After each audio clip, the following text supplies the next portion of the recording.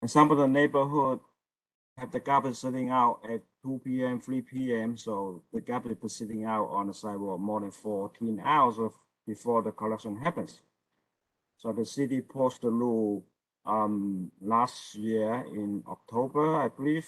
The mayor announced that in a news conference, and then we will adopt the rule. We carry over his ongoing commitment to keep New York City clean, keep our city street clean. So the new rule can be posted from 4 p.m. to 8 p.m. set out time.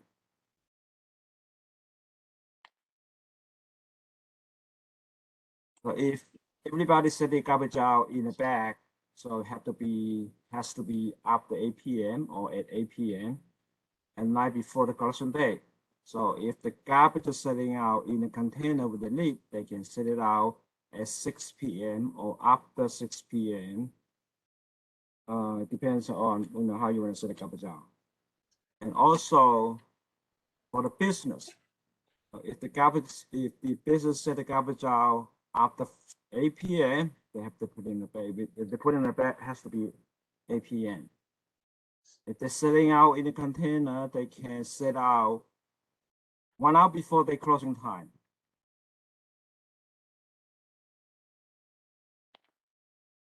And also going to be applied to all the businesses in the citywide, applied to all the residents and building owners in the citywide too.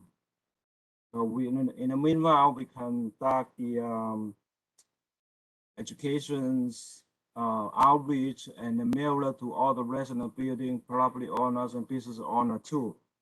So before this new rule taking effect, so hopefully everybody will get a mailer in the mailbox, and then we're gonna be do a last campaign, pay campaign, with the social media, let everybody in New York City know this new rule gonna be taking effect on April 1st.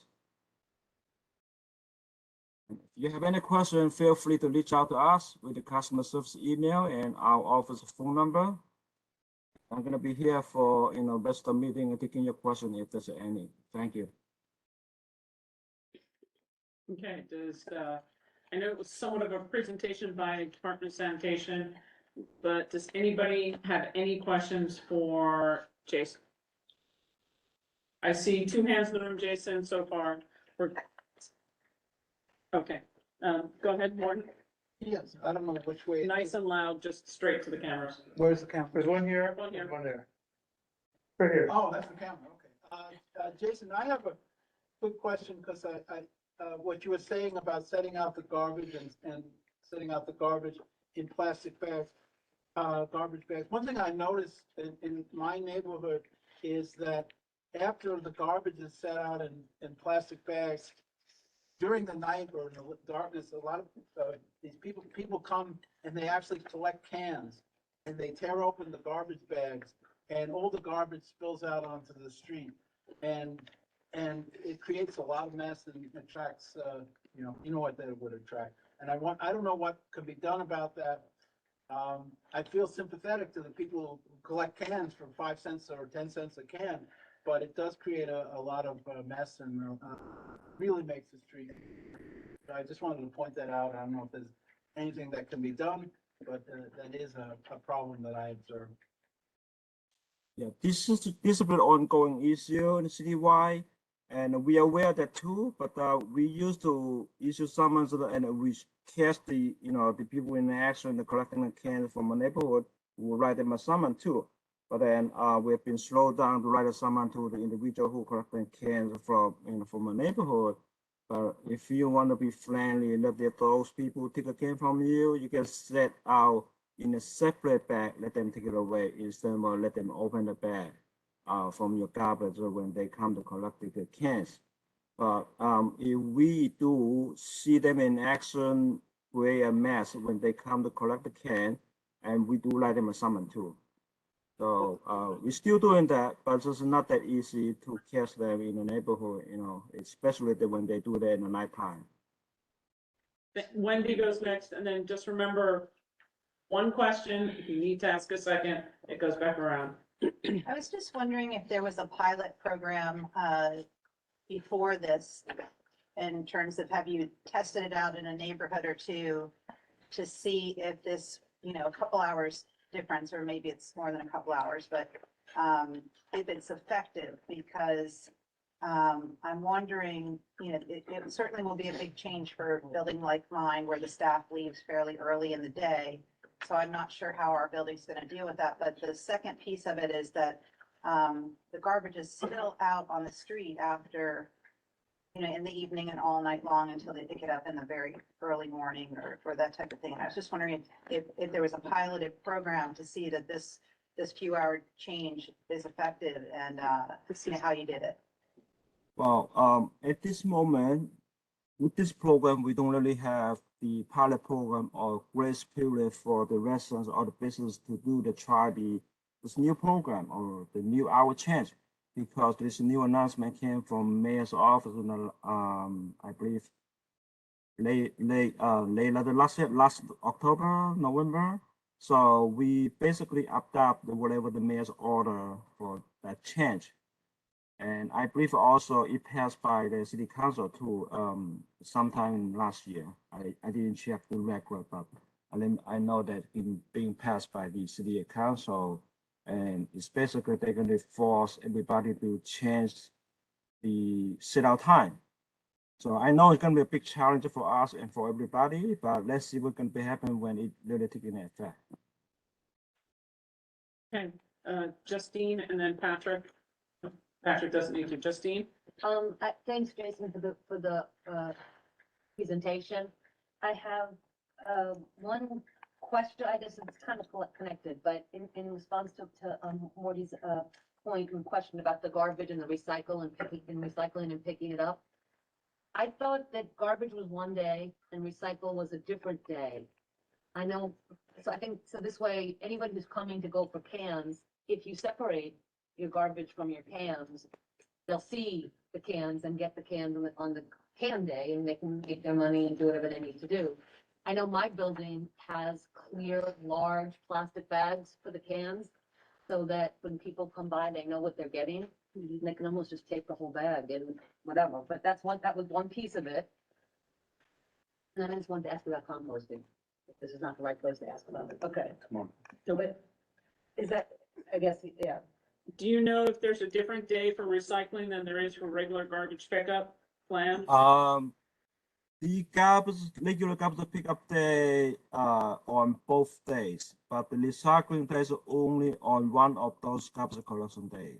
For example, if your block or if your neighborhood has 3 collection days within a week, then one of those collection day will be a recycling day, and the other 2 collection day will be regular garbage pickup day. All righty.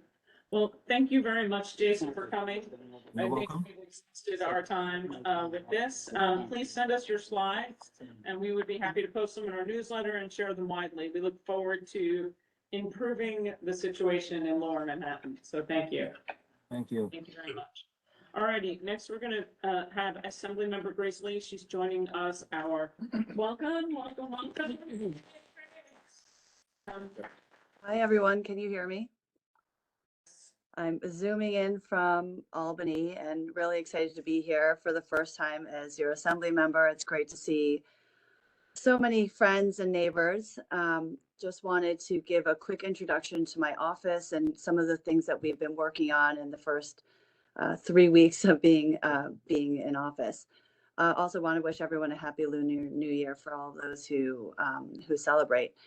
So my staff right now is composed of a few people. We're still building, but I've got my chief of staff, Samantha Day. Many of you know, she's been working with me for the last year.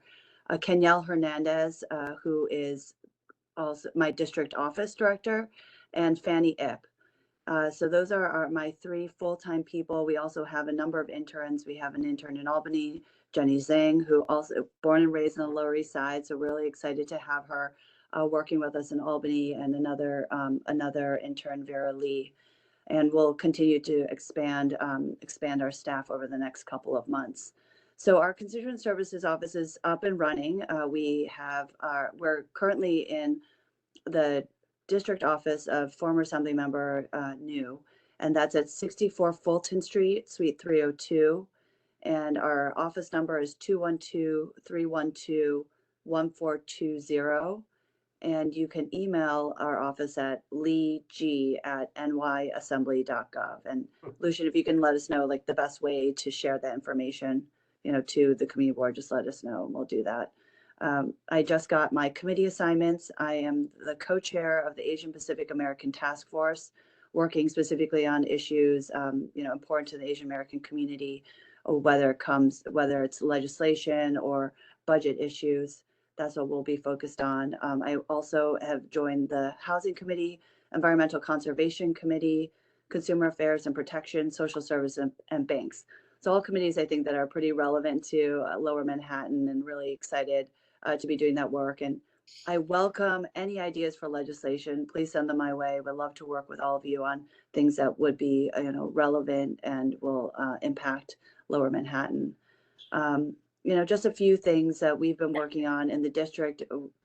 We were really proud to stand with our South Street Seaport neighbors, as well as my fellow moms in the neighborhood, to celebrate our legal victory against the developer who was trying to upzone in a landmark preserved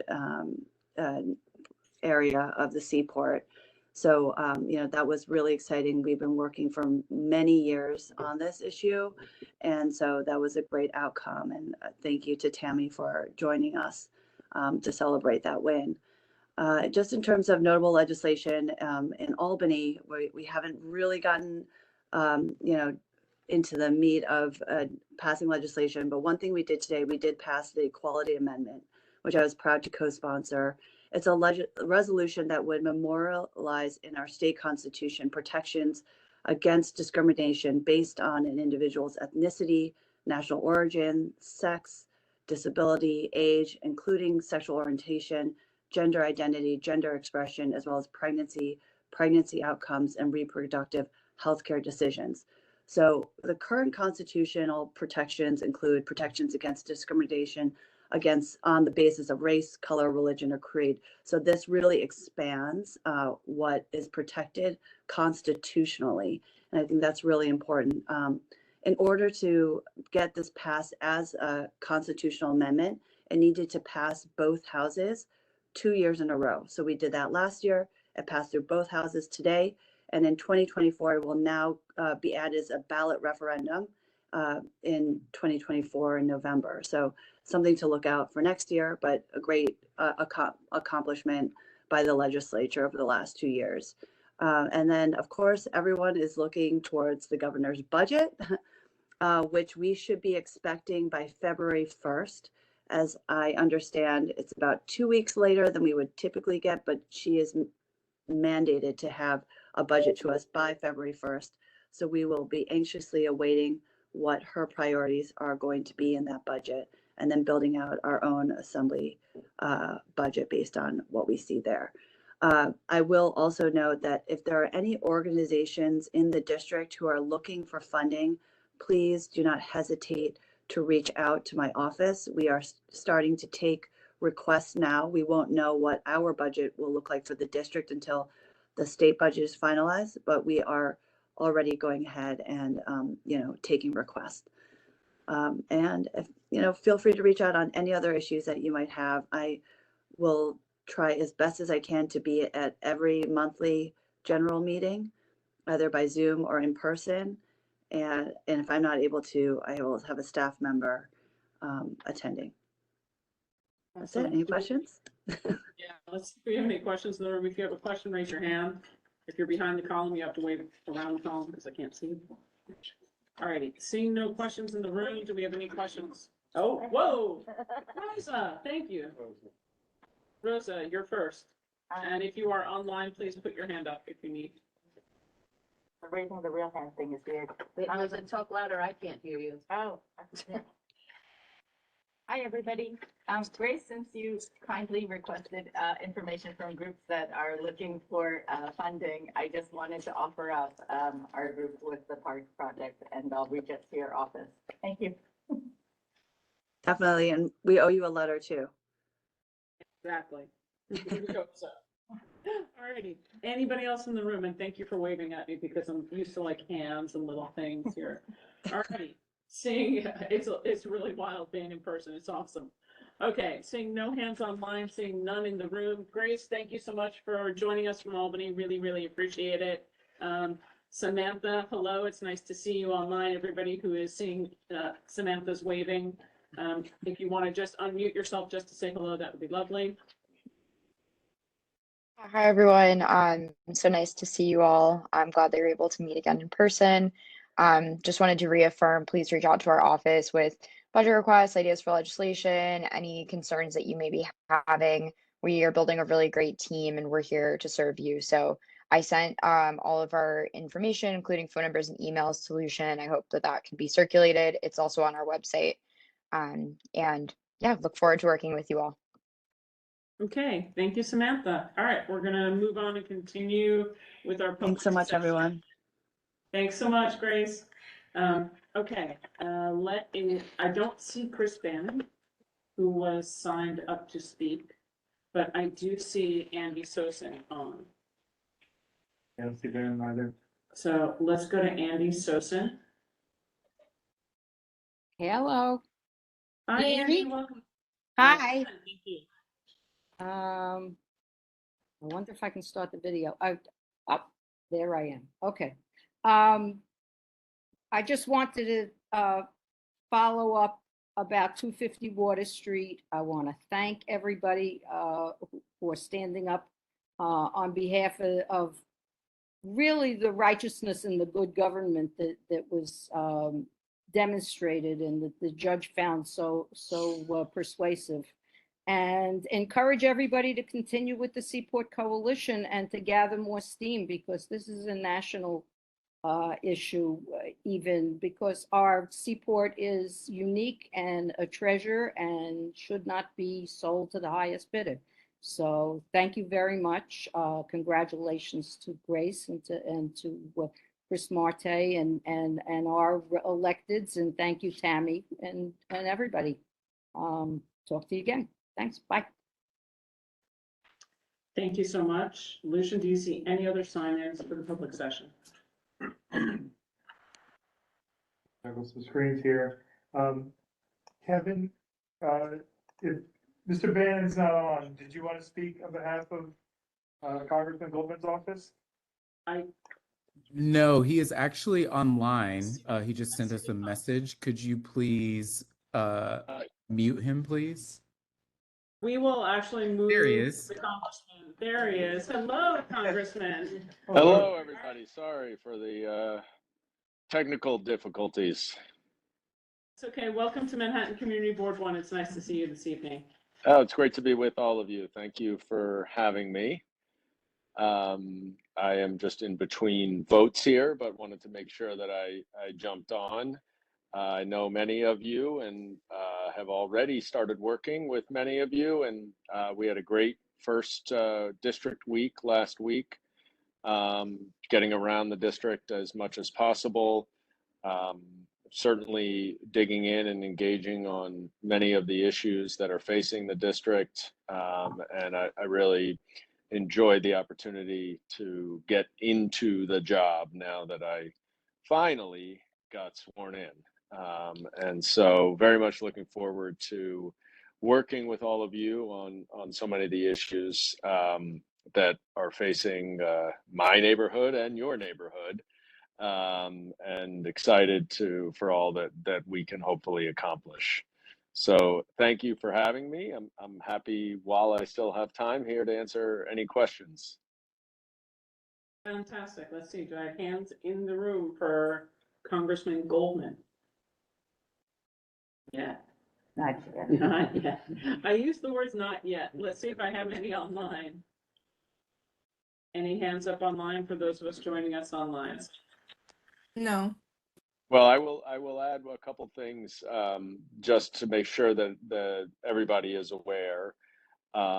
Last week, we made an announcement that I will be carrying forward and introducing in this conference in this Congress rather, the Michelle Alyssa Go Act, which is designed to eliminate the somewhat arbitrary cap on the number of beds in mental health and substance abuse treatment centers that can be reimbursed by Medicaid. This will dramatically increase opportunities for poor and underserved communities to get the acute and intensive mental health treatment that many people need, especially in the aftermath of COVID. Already working across the aisle and have spoken to at least one Republican who is interested in discussing this further. And I'm very hopeful that we can gather some bipartisan support and make this happen, which I think will be a significant boost to the city, to curing so much of what is ailing us in the aftermath of COVID. So very proud to be taking that mantle on from former Congresswoman Maloney.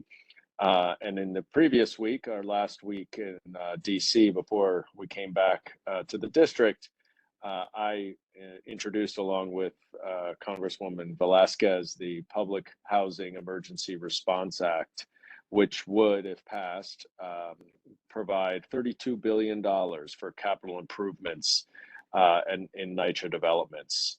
It's obviously an uphill battle this Congress, but we are working hard on it. We're trying to rally support, and we're trying especially to build momentum so that if it doesn't pass this Congress, we'll be ready to move forward quickly in the beginning of the next Congress when we take the House back. So just wanted to update you on a couple of legislative things that I've been working on in the first couple of weeks.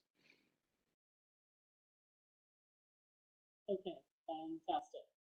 Thank you very, very much. I have a couple hands in the room. Paul Goldstein, you're first. Thank you, Congressman. Welcome again.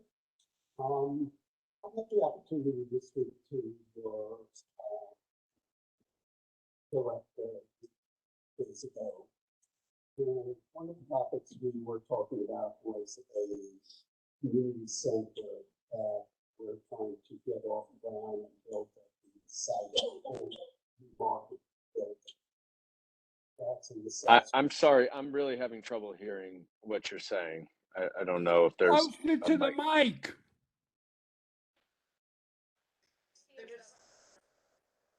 Paul, take it on the middle table. What, this? Take it on the middle table. Don't touch. All right, is that any better? Yes. Yes. What I was saying was that I had the opportunity recently to meet with remotely your staff member who was very impressive. I'm forgetting his name now. I think he's your Manhattan director. Tevin, Tevin, thank you very much. And the issue that we were talking about was an effort that this community board and the Seaport Coalition has gotten behind to build a community center on the former site of the new market building in the Fish Market District, Seaport. So we're gathering support. A number of your colleagues among the elected officials have already endorsed the project, and we'd love to get you on board for it too. If you require more information, don't hesitate to ask, but in the meantime, we'd love to have support and perhaps in the near future, some kind of joint letter from the electeds indicating such support for this project. I thank you. Great. Well, I definitely look forward to learning more from Tevin and you all about this and digging into it. And you thankfully mentioned Tevin, who is also on this call, Tevin Williams, who's my director of engagement and a senior member of our district team.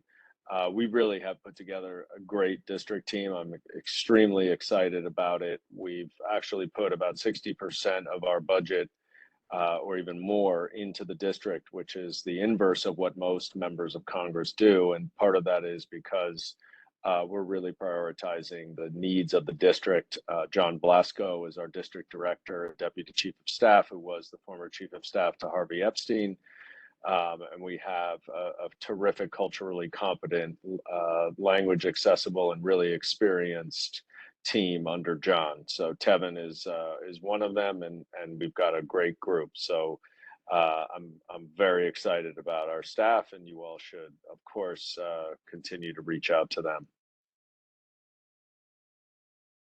Perfect. Thank you very much. Do I have any other hands in the room? Hey, buddy.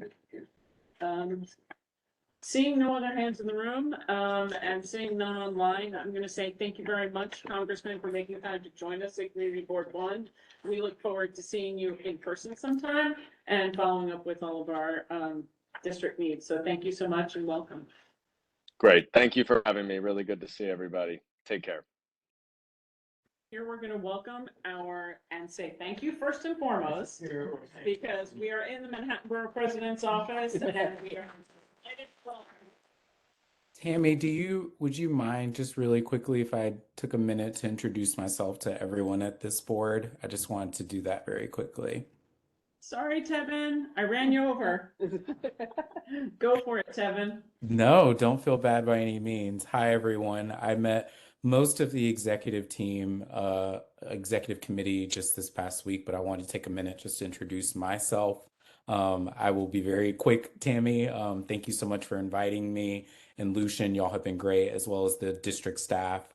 My name is Tevin Williams. As Dan mentioned, I'm one of the senior staffers. And Paul, thank you for the beautiful introduction. I will be the point and lead for the Manhattan office when it opens, which it looks like, I don't want to be too quick, we will be moving in the next week or so, which is great. And the location will be actually in a federal office at right near City Hall. 290 Broadway is what it looks like.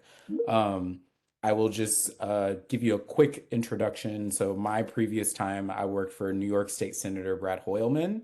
I was a liaison there and a point for legislation for LGBTQ policy, but a lot of my background comes from the YMCA. I'm originally from Georgia, moved here from Florida. I'm very thankful to now be a proud New Yorker, and I'm excited to work with all of you in Lower Manhattan. I will be the point for the Manhattan office. John will be in Brooklyn.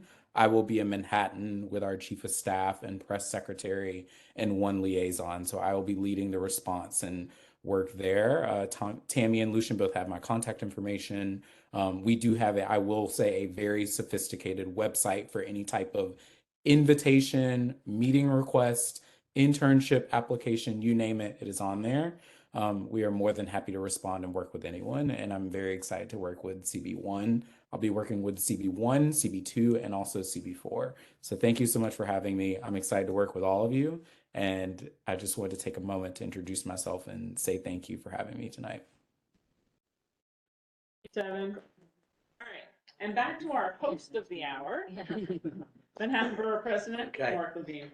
Welcome again, everybody. Welcome, CB1. It's great to have you here. I like how you've redecorated. Sorry. For a minute there, I thought I got up on the wrong floor, but you are indeed in the Constance Baker Motley Conference Room, named for one of my wonderful predecessors, and you're welcome here anytime. It is so good to be back in person with so many of you, some of whom I've only seen on Zoom for a long time. Forgot how tall everybody is. Anyway, it's great to be back. Few exciting updates. We are pushing really hard to bring composting to Manhattan in a big way. We are way behind other parts of the country on this. We were behind before the pandemic, and we actually slid backwards because some of the funding was cut. It really was unfortunate. But there's hope on the horizon. In Queens, they've had a pilot going where composting is offered default to every building. Every building has composting pickup in Queens now. By Department of Sanitation. It's already diverted millions of pounds of organics from landfill. And I remind you that this is a climate change issue because when organics go to landfill and decompose, it releases methane, which is a greenhouse gas. So we wrote a letter to the Sanitation Commissioner with all of our wonderful Manhattan City Council colleagues calling for this program to be instituted in Manhattan. And fingers crossed, I'm very optimistic that we're going to win this fight and soon. But stay tuned on that. I want to thank this board for being the first one out of the gate in endorsing our 5-borough president call for 1 million more trees in New York City. This is about climate change. It's about storm resiliency. It's about air quality, mental health, equity. This is important to the city in so many ways. And all 5 of our borough presidents have joined. We're trying to rally all the community boards in the city to speak up. You were first. Thank you. More are following. But we feel like we're getting real momentum on this every single day. I think some of you saw our call for some governmental reform to fix the way the city deals with waterfront protection, waterfront resiliency. We have called for the creation of a waterfront protection agency. There are 11 city agencies which now have jurisdiction over waterfront resiliency infrastructure, and it's led to delays and complications and failures in community engagement and more that I'm afraid you're all too familiar with. And so for years, advocates in and out of government have called for the creation of a unified agency. And we are working on, with partners in the city council, on crafting legislation on this. And we would love to engage with CB1. You guys are on the front lines of this. So I don't know if this is in the works, Madam Chair, but if we could set up a meeting for your relevant folks. Do you have a committee on this? Yes, we do. Okay. Starts right with my vice chair. Okay, Madam Vice Chair, have you connected to Tommy Best or anyone on my team who's our in-house expert? I am. Okay, you're on time. Okay, we want to get your input on this, as we are crafting legislation. No board has more stakes in this than you guys, so, we would really love to partner with you on this. We are in the home stretch of our capital application process. We need to get applications in by February 23rd. So if you have great ideas for capital investments in CB1, parks upgrades, libraries, schools, NYCHA investments, nonprofit cultural capital needs, you've got less than 4 weeks. So we can help with the applications, but you need to be in the system by February 23rd. We love to get ideas from community board members who might have suggestions that we weren't aware of. So another deadline, a little bit farther, is the community board reapplication. I think the deadline is March 15th. And for all those of you who are up, of course, we want to get your application, but maybe you can also help spread the word to emerging leaders. We're always looking to bring in new leaders to community boards. So get your own applications in. We want you to apply, but also help to spread the word. Finally, coming up a week from tonight, Tuesday, January 31st, we're doing our first ever State of the Borough speech. It's going to be happening uptown. We're going to move around the borough. This year, we're doing it at City College up in West Harlem, but don't worry, we'll be downtown in one of the years to come. Maybe you'll even suggest a venue, but we'd love to have you if you're up for making the trek. Come on uptown. We'd love to have you there. We're going to be rolling out a bunch of really exciting policies and talking about our shared challenges as a borough. Again, coming up a week from tonight, 6 p.m. at City College. That is it from me. Madam Chair, if there's time to take any questions, I'd be happy to. I'll turn it back to you. I already have questions online. All so right, great. I'm gonna flip it this time to take the people online first because they didn't get the. That sounds good. Presence tonight. So Pat Moore goes first. Pat. President Levine, hi, Mark. Hey, Pat, how you doing? Love to hear about the composting. I'd also like to request that we do some more electronic recycling opportunities. I know that, we're not getting enough of discarded electronics recycled. I, for one, have a huge television set that has sat in my living room for almost a year because I don't know how to recycle it. So if there's anything if that's the discussion we can have, I'd love to have it. Excellent point, Pat. First, I'll mention that there is an emerging movement to make manufacturers of electronics accountable for this. accountable for e-waste that their companies produce. And also, there's a right to repair movement, which is really gaining momentum in New York State, which would make it easier to fix electronics so you don't just have to throw them out. And, you know, people kind of feel like the electronics manufacturers want you to throw them out, so you have to buy a new one. And that's not good for the consumer, not good for the environment. But at the end of the day, you are going to need to dispose of electronics, and it is too hard. Yeah, I have a pile of stuff I have to wait until often there are opportunities that nonprofits would have once every few months, but there should be an easier and regular and more localized way to do that. So I'm with you on that, Pat, and I'm gonna do some work on that. Thank you for. Okay, so we'll have a conversation. Thank you. I love that. I'm gonna have Jason from DSNY unmute because perhaps he has some insight into a recycling pickup day for electronics. I have 2 signal boosters in my house I'd like to recycle too. Okay. So, Jason? Mute yourself. Hi, yes. In regarding to the e-waste recycling, currently we don't pick up from the building front on the curbside pickup service, but then we do have a drop-off site underneath Manhattan Bridge. You can bring to your e-waste or any harmful product to our drop-off site, which is by on the South Street by underneath Manhattan. The address with 74 Pie Street between Cherry and South Street. You can drop off your e-waste over there every Saturday of the month and the last Friday of each month from 10 a.m. to 5 p.m.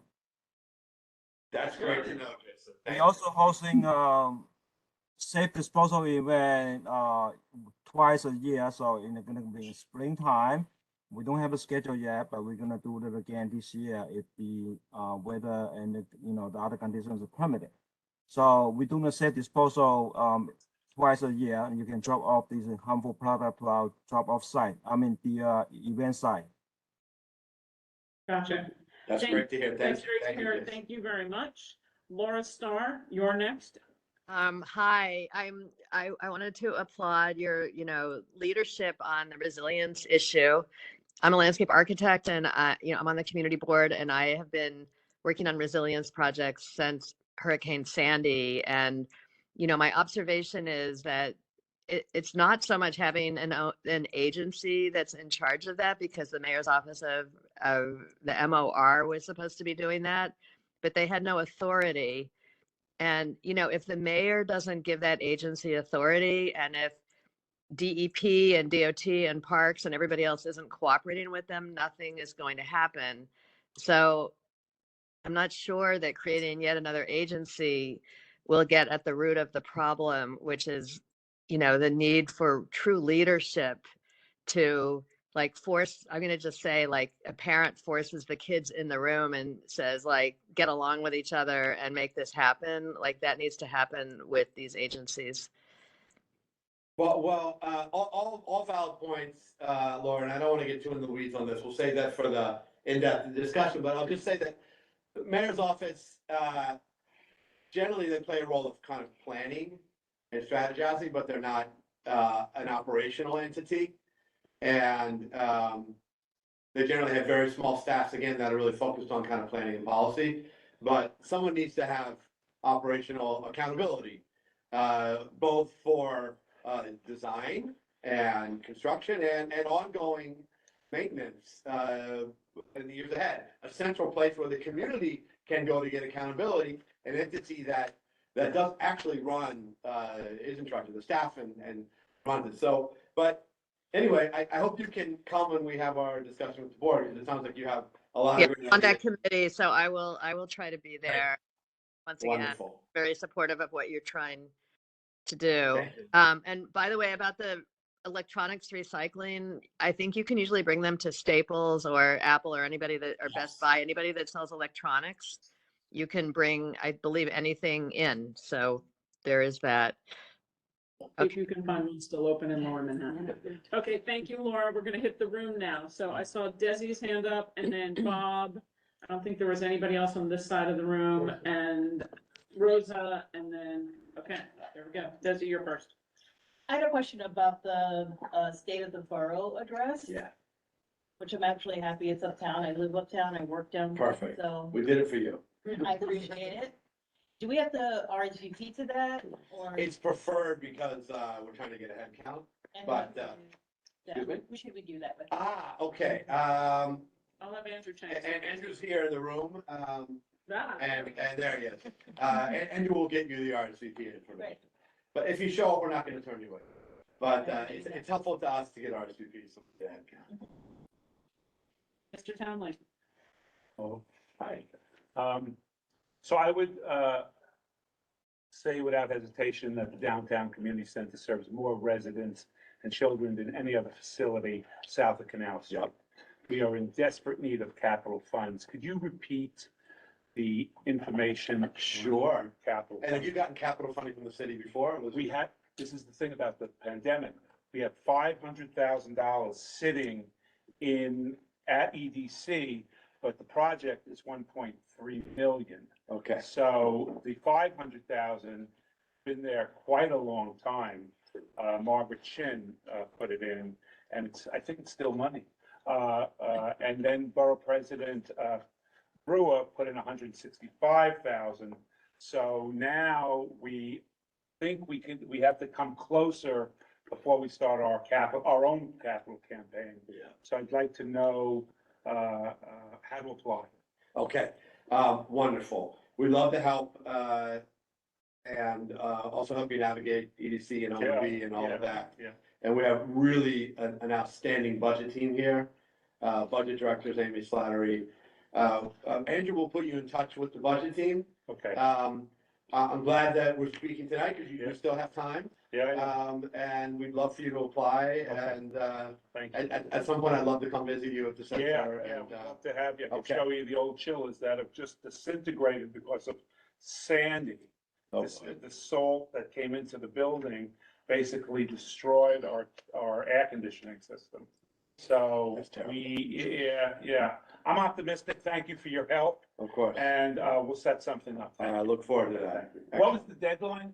February 23rd. Mr. Chang. Hey, Rob, great to see you. Literally everything you say is like music to my ears. So composting, number one, I love composting, and I literally cried when they stopped composting in Manhattan. Yeah. We had it in our building, which Right. was amazing because in our building, we have over 400 units. So if you can imagine the amount of composting generated by over 400 units and one pickup location. Yeah. I think that this is the one way that density actually works for us in terms of efficiency. And so I applaud your effort. Let us know what we can do to support it, to get it back as quickly as possible. We have submitted to get back on the composting list, and we are told there isn't enough interest, which I do not understand or believe, from the Department of Sanitation. Don't worry, we're working to do a whole new system where everyone is automatically default opted in.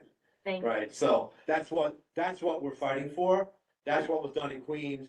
There's no more of having to make the effort to proactively apply to opt in to prove demand. Everyone is automatically opted in for pickup, according to the plan we're calling for. By the way, have you guys seen the orange boxes that are popping up around town? Yeah. The orange composting boxes? This has sort of been a quiet rollout, but there are 200 now around the city. Now that I mentioned them, you're gonna see them. These are composting receptacles. They are app driven as an idea to make sure that unintended refuse doesn't go in there. They have to download the app, and it tells you whether the receptacle is full or not. They're great. We need to get a map of where they're located in CB1. So we will work on that. It's not a substitute for the home-based pickup at all, but it's one more resource. The easier it is, the lazier it is, the more likely people will utilize it. Totally. And Totally. that's just human nature.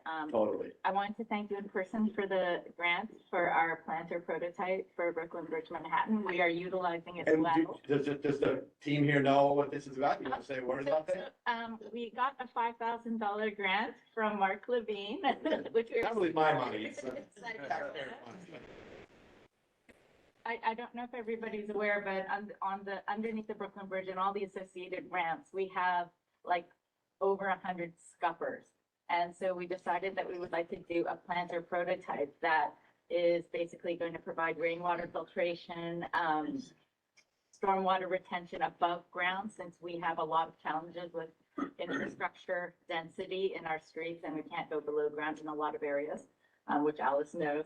And we're going to use it for intergenerational gardening. We're working on the whole project with Pace University, Murray Bertram's Urban Maker Assembly Academy. Urban Assembly Makers Academy. Yeah. And we're working with Fulton Stall Market, NYPD Counterterrorism, the Mayor's Office of Climate and Environmental Justice. Now we've got DEP on board, and we are working with, let's see, Hamilton Madison House Seniors just signed on. So we want to make it a real community effort. So that $5,000 is really going to start something that, oh, and Borough Apples engineer, that makes it, that's something that's replicatable throughout the city in locations that are like ours, where we don't have the option of going down, so we can go above grade. I want to thank you for giving us the jump start, the spark to be able to start that project. And we want it to be the receptacle of many of your Million Trees initiative, which we love. Amen. Amen. Yeah. So that was one of those things that we actually had in our resolution about the Million Trees was an above ground acceptable. yeah. It is one of the asks. And as far as composting, our goal in Community Board 1 is to be the first CD that has composting from tip end to end, east to Okay. west. Because we are sort of patchworking it together to supplement, because we know that the Downtown Alliance has a composting program and the Battery Park City Authority has started one. So we're hoping to be able to get the entire community board to show that composting, no matter what agency starts it, in what area and what block, can be done east to west, north to south, and really systemically and conveniently. And as Rosa said, the lazier you make it, the easier it is. All right. We have two more questions, one from Alice and then from Mariama, and then we're good. First of all, Rosa, thanks for that update. I look forward to presenting that at one of our committee meetings when you have the design.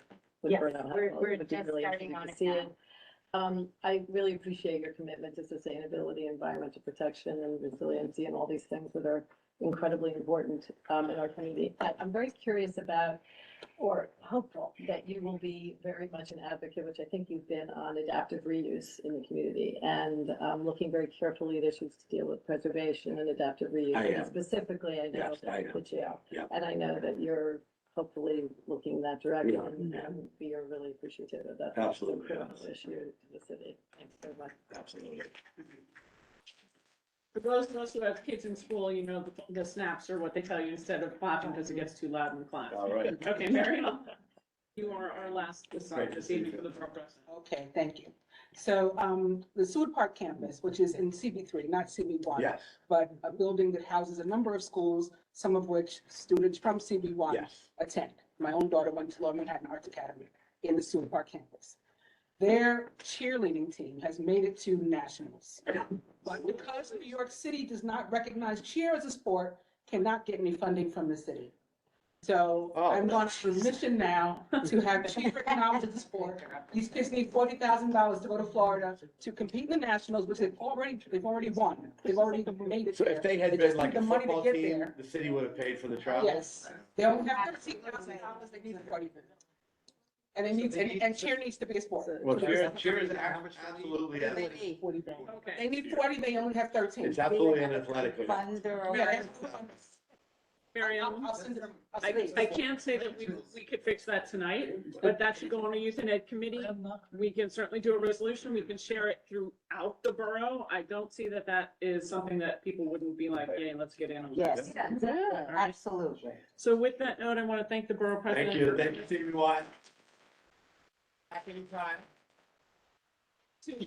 We have two other city people with us. I want to welcome from our council member office, Matt. You're up. Hi, everyone. That was a year ago now that I was first time all over Zoom, and so kind of full circle that we're now all here. There you go. So yeah, thank you for having me. So quick thing. So first, one of the big things for me now, you might have seen, we have two shelters for asylum seekers in our district. So we're hosting a clothing drive. If you have clothes, toiletries, school supplies, shoes for all ages, you can drop them off at our office at 65 East Broadway. You know, we're getting a lot of people coming in needing things for also winter clothes, summer clothes. You know, we're really thinking long term, and we're getting a lot of people. So if you've already donated, thank you. And if you want to donate, yes, contact our office with any questions. Or yeah, just drop by anytime, 9 a.m. to 6 p.m. We're there.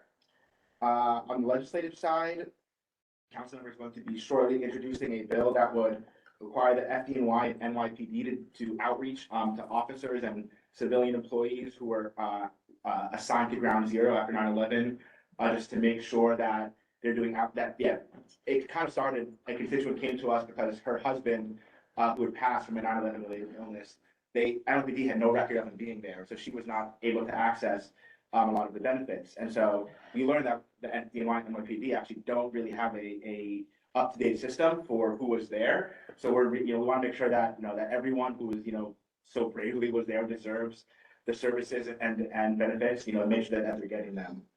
We're also shortly hope to pass a bill that would make Lunar New Year, by the way, Happy Lunar New Year, a school and city holiday.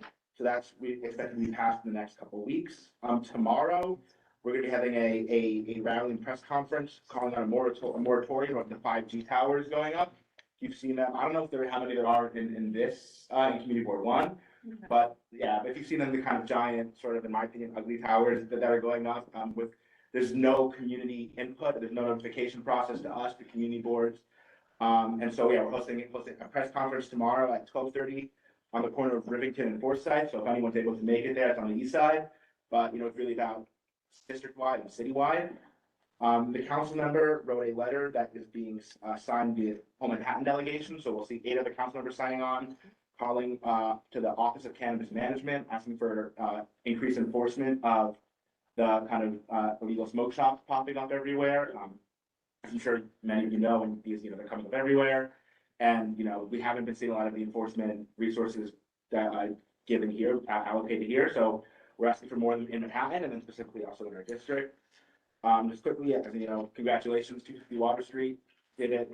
So yeah, congratulations to everyone who's been working on that. And then yeah, also, we're also, in the middle of our funding process. So if you're a nonprofit, someone who, work for a nonprofit, you want to apply for funding, discretionary funding, contact our office. You can speak with our budget director, Berenice, who will happy to walk you through any of the application process questions you might have. And with that, yeah, I'll take any questions they have. We're gonna go Wendy first, and then we're gonna go to Mitch, and then we're gonna go to Morton. Did I see anybody else's hand in the room? Those 3, and I see no one online. Go for it. So it's really good to hear that you got involved with this police officer's family to help them with the 9/11 related. One of the things that's happening with many of us who are starting that process is that things that, like a utility bill proving that you were in the area, but if you contact Con Ed, they have no records or they won't share that, which is hard to believe that they don't have that. There's the city agencies, even my pediatrician, who definitely has the records, says that they don't really do that. There's a systematic lack of sharing records, and maybe they did actually purge them. But that is a broader issue than just the one that you're looking at, the DOE. My kids weren't old enough, but the Department of Education, there's just, that is a whole, you could go down the rabbit hole on that one. So I would just say that if you could do anything on that front, I think the community, especially the community that hasn't applied for benefits yet, they would really appreciate that. Because right now the witness statements are the ones, and then that gets challenged, and it's a difficult thing. So thank you so much. I'd like to say the record to see if there's a way to expand it to also other agencies. To do this too. Yeah, that would be very great. And other people have a lot more, there's certainly people who have been working on that. I'm looking at Mariana and others who know a lot more about this process than I do. But, I think there's a lot of things that could happen across the board. So thank you for focusing on that. Thank you, Wendy. Mitch? Can you just repeat the address and also telephone number for the drop-off? Oh, yeah. For the asylums? So our address is 65 East Broadway. Okay. And that's, New York, 100. No, right, I got that. Yeah. Phone And then number? phone number is 212-587-3159. That's also on our website. Just Monday through Friday or weekend? Yeah, Monday through Friday, 9 to 6. No weekends. Yeah. Thank you. That was actually gonna be my question about the hours, but I just want to ask, how much longer do you anticipate, running the? We're seeing it fairly indefinitely. Yeah, because, and I guess one thing I also meant to mention, because yes, my note there is we are also expecting the shelter at 52 Williams of Radisson also to open for adult asylum seeking families. So that's also, adult clothes are going to be a big thing now as they start moving in. Yeah, just wanted to, So we had some, we did them on the PS 150 and there was actually a second way. We'll see what we can do. Most, give will take. Desi has a question and then she's the last one for Matt's group. One more. I just wanted you to repeat the information on funding. Oh, yeah, so yeah, if you, for nonprofit, if you want to apply for funding, I just reach out to our office and our budget director, we can help you do the application. But I don't know the deadline. I don't know if it's the same as the board president deadline or not, but yeah, she'll be able to help you. We can connect that through, just call me office. Great, thank you. Alrighty, so with that, thank you, Max, thank you for joining us, you're welcome anytime. We actually have one more city employee, this is gonna sound really strange to you, but we'd like to welcome Robin Forst, former board member. Thank you. Can you hear me? We can, please introduce yourself. I am Robin Forst, and many of you on the board know me because I've served with you on the board on and off for many, many years. And I'm delighted to tell you that I've just joined the mayor's staff in the Office of Community Affairs as the Manhattan Borough Director. And I look forward to working with all of you in my new capacity. It's funny how life goes. Anyway, just in terms of the city, for those who may be interested, the mayor will be delivering his second mayoral State of the City address. It'll be at Queens College Theater, which is a not very big venue, but it will be available online. It is going to take place this Thursday at noon. And I'll be happy to provide the link as soon as I have it. Lucian, I can send it to you. And if you want to send it out, that would be great. Sounds good. And I look forward to working with all of you. And Lucian, I need to speak to you about something else tomorrow. Just remember where you come from. I mean, Believe me, I cannot forget where I come from. There you go. And if I do forget, I have you to remind me. So thank you, and I'm really happy to be working with my board. So great. Exactly. Take care. Thank you. Ron, very much. Emily Lang is here from Senator Kavanaugh's office. And Emily, I did not mean to ignore you. I didn't see your hand up. I'm sorry, but welcome. You're up next. Hi, no worries. Happy Lunar New Year, everyone. I'll be quick. So as most of you probably know, we have a new district starting this year. Doesn't really affect CB1, but we have lost all of our Brooklyn district, and we actually no longer represent Governor's Island either, which is part of CB1. So we'll still stay engaged on Governor's Island issues, so feel free to keep looping us into that, but we technically are not representing it anymore. It's Andrew Gennardis now, so just make sure to keep their office in the loop as well. Starting off with some legislative updates, we're at the beginning of a new legislative session. Senator Kavanaugh is going to continue to chair the Senate Housing Committee, which we're very excited about, and we'll be focusing on a number of really important housing priorities, including his housing access voucher program and good cause eviction. The Housing Committee actually met today and advanced several bills out of committee, including some of Senator Kavanaugh's bills. Some notable ones, the All-Electric Buildings Act that did not pass last year, but we are very hopeful it'll pass this year as the urgency of the climate crisis continues to make itself known. Another one of his bills that advanced out of committee was a bill that would expand eligibility for the emergency rental assistance program to public housing residents on an equal basis. Since right now, when public housing residents apply, they essentially go to the back of the line. So this bill would put them on equal footing with any other tenant in New York that's applying. There are a couple other bills of his bills as well that advanced, but those are sort of the most important ones. Senator Kavanaugh also participated in a joint Senate hearing on the Climate Action Council's final scoping plan last week, and I think the recording of that is on the Senate website if anyone's interested. And then a couple of quick community items. We are continuing to work on 5 World Trade Center and looping in our new elected colleagues and working with them as well as the state agencies and the coalition to discuss opportunities for maximizing affordable housing. We sent a joint letter back in December asking the agencies not to vote on any decisions that would limit the ability to increase affordability at the site and to ask for a full accounting of any leftover funding from LMDC that could be used to go towards the project. I've also been working with Lucian as well as other community boards across the city on the issue of illegal cannabis dispensaries.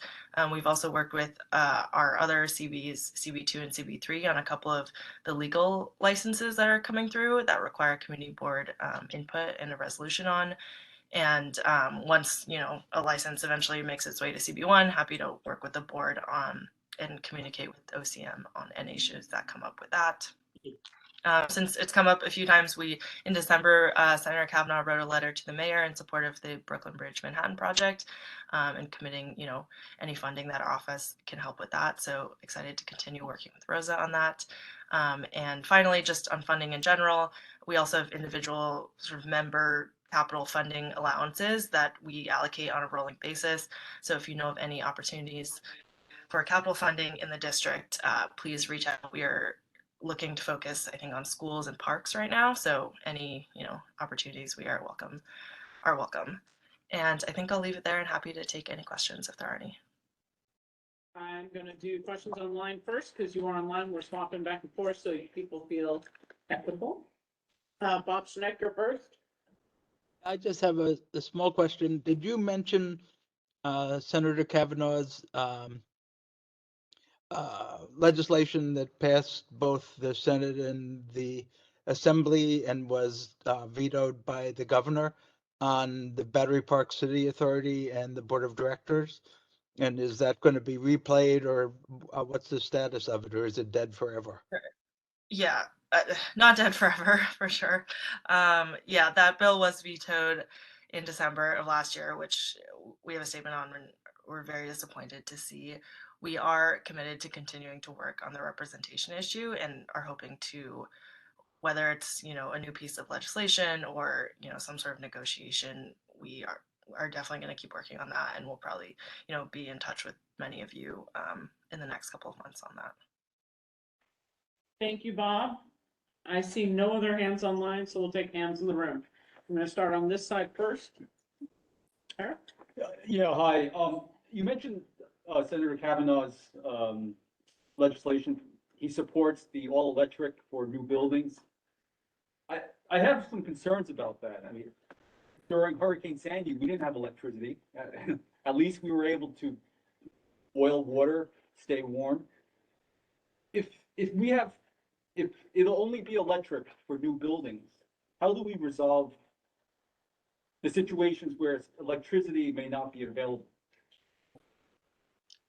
Yeah, that's a great question. I am not on the legislative side, so I don't know the details, but I can put you in touch with our legislative director. He'd be happy to talk to you through those issues. I mean, can I try and answer that for you? Yeah. I work in history. The idea of electrification is to get battery backup, which is something I think the city doesn't do very well. You give peaker, they call it peaker plants. Right now it's gas and oil. We want it to be batteries. My dream is to have it on Governor's Island. So that's how you're backing up, is with battery power. So you have to get electrification, or just not going to have a plan for much longer at this point. I just think we need it for natural gas for resiliency. Maybe the word is actually redundancy, because we can't even meet peak demand during when we have heat waves. And with electric cars coming, that's my concern. Yeah, it's a long conversation. I'm happy to talk to you. Yeah. We have a beautiful committee called EPC, and that could be a fantastic discussion item. Check. with your chair and co-chair. All righty. Next, anybody else in the room? All right, with that note, I want to say thank you very much, Emily, for coming and speaking. And that actually closes our public session. And this time we have all of our electeds in the public session. So we're going to open a public hearing at 7:28 and close the public hearing at 7:28 because we have no signups for the public hearing. So there we go. And we go directly into our business session. The 10-minute presentation. Oh, boy. Okay. Anthony, I apologize. I did not forget you. All Yeah, right. we were all wondering. Sorry, apologies. Anthony, you can present your screen now. Excellent, thank you. Just give me 1 minute to pull up my slides.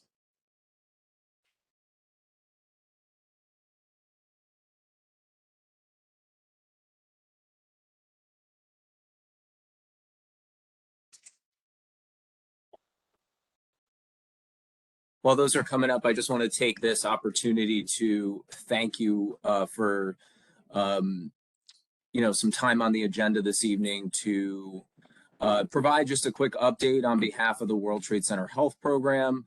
I understand there has been some questions related to pharmacy benefits among the community members, and I want to thank Lucian and Mariama for their support in helping to include us in on tonight's agenda.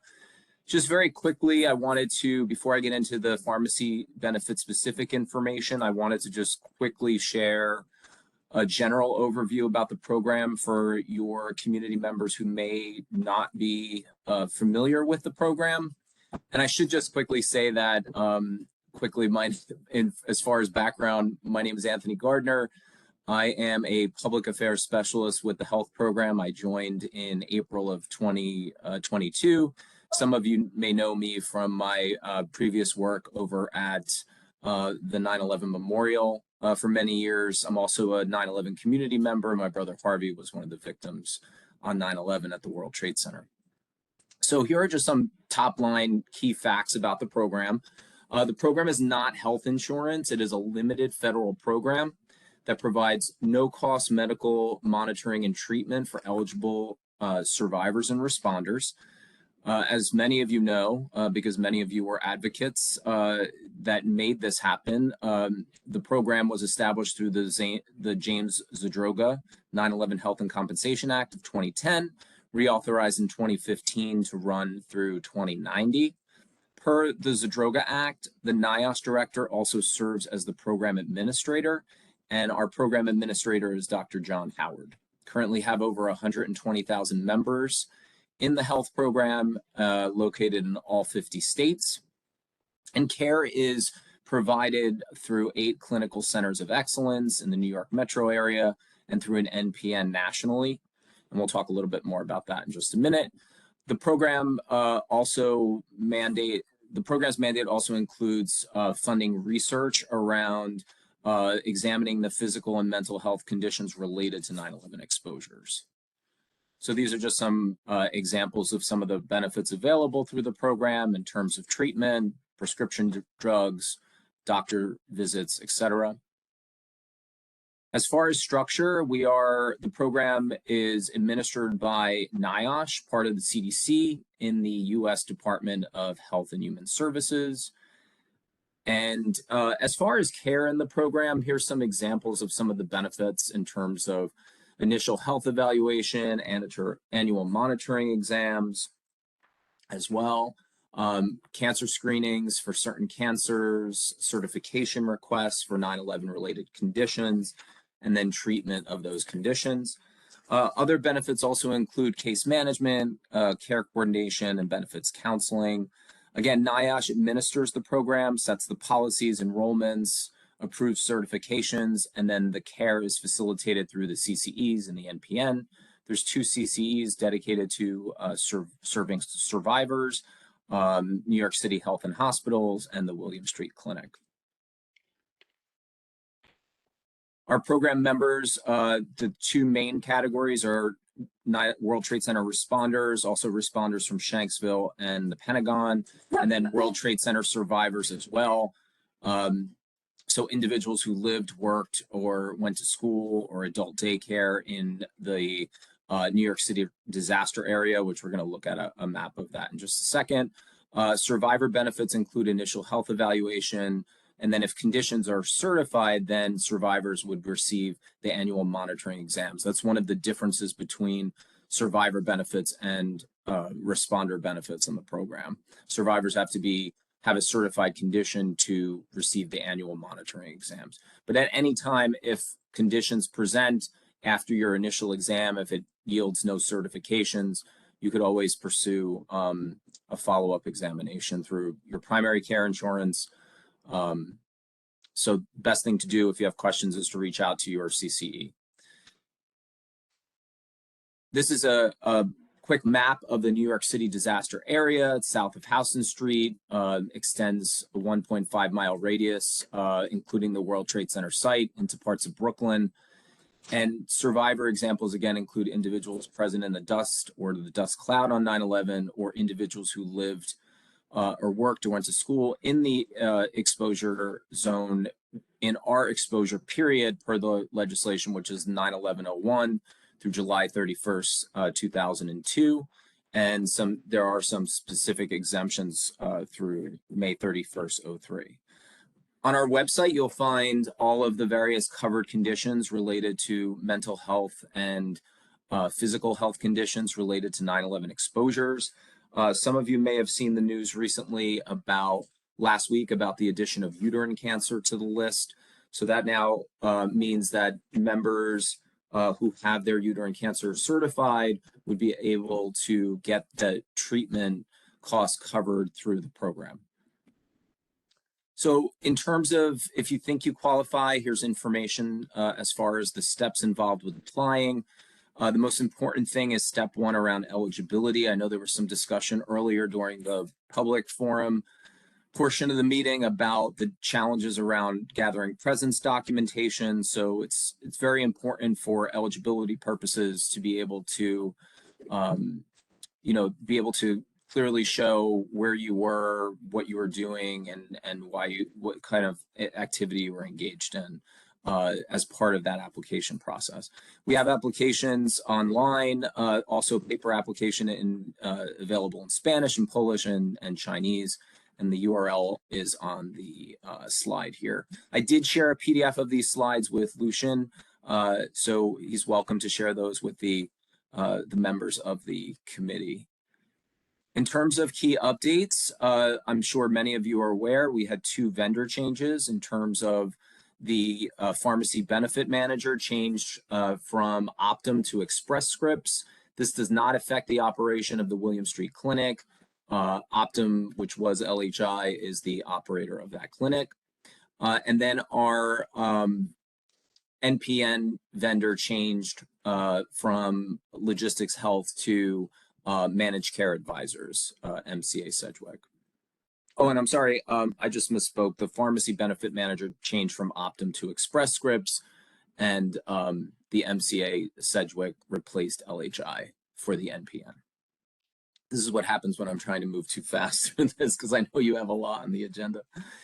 So in terms of the pharmacy benefit related information, there were, as we understand it, some questions in the community about a closure around a Rite Aid pharmacy. So just in general, pharmacy benefit information and updates on the transition to Express Scripts can be found on the program website via that URL link there. If you're experiencing any issues with prescriptions, there were some coding issues initially. Those have been addressed and continue to be addressed. But if you have any issues at all, Express Scripts has a dedicated World Trade Center program line. It's the number you see there, 800-935-7179, to reach their 24-hour call center. So I would definitely encourage you to reach out directly to Express Scripts if you're experiencing any issues like that. Now, in terms of the pharmacy benefits through Express Scripts, There is a very large pharmacy network of approximately 62,000 plus pharmacies, including most retail chains. I'm going to get into a little more detail on that in just a minute. Express Scripts also has a member portal where you can check the status of prescriptions, order refills from ESI's home delivery or specialty pharmacies. And again, there's that number for that 24/7, 365 call center that is dedicated to World Trade Center program members.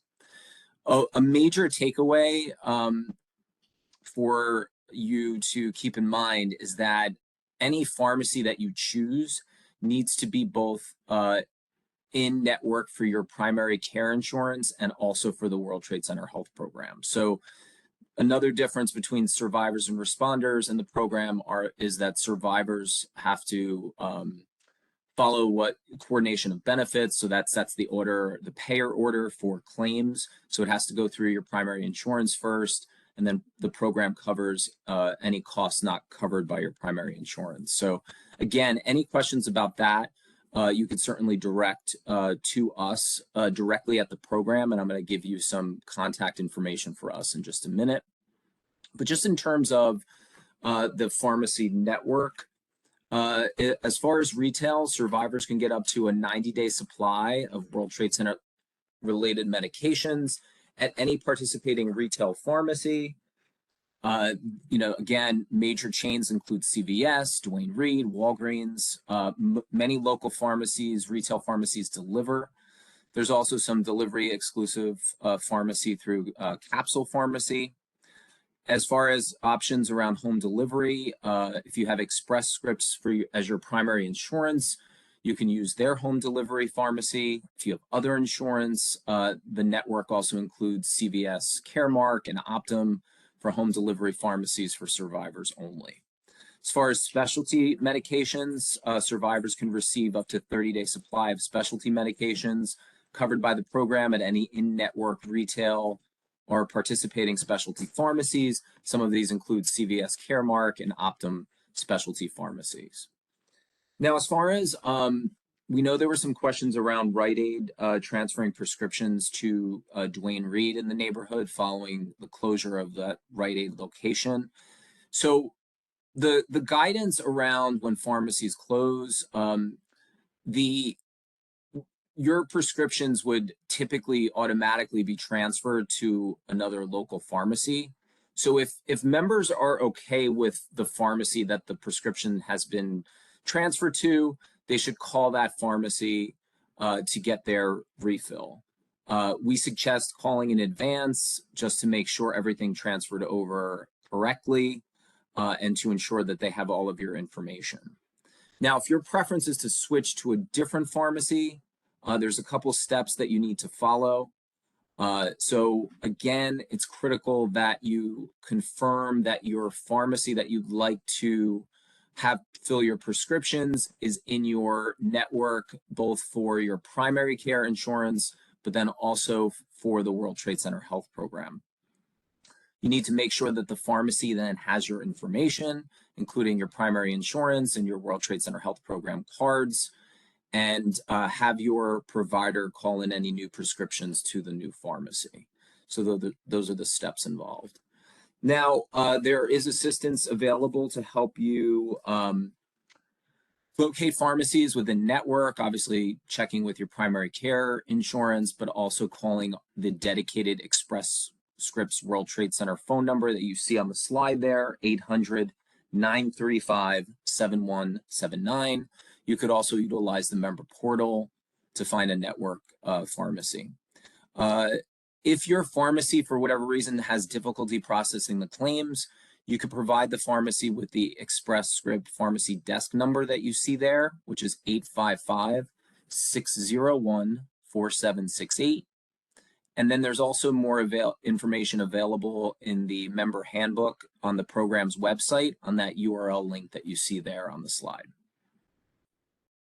And then just in closing, in terms of just general information, general questions about the program, the program's website really is the go-to resource for any program updates and news, information about program eligibility requirements, how to apply.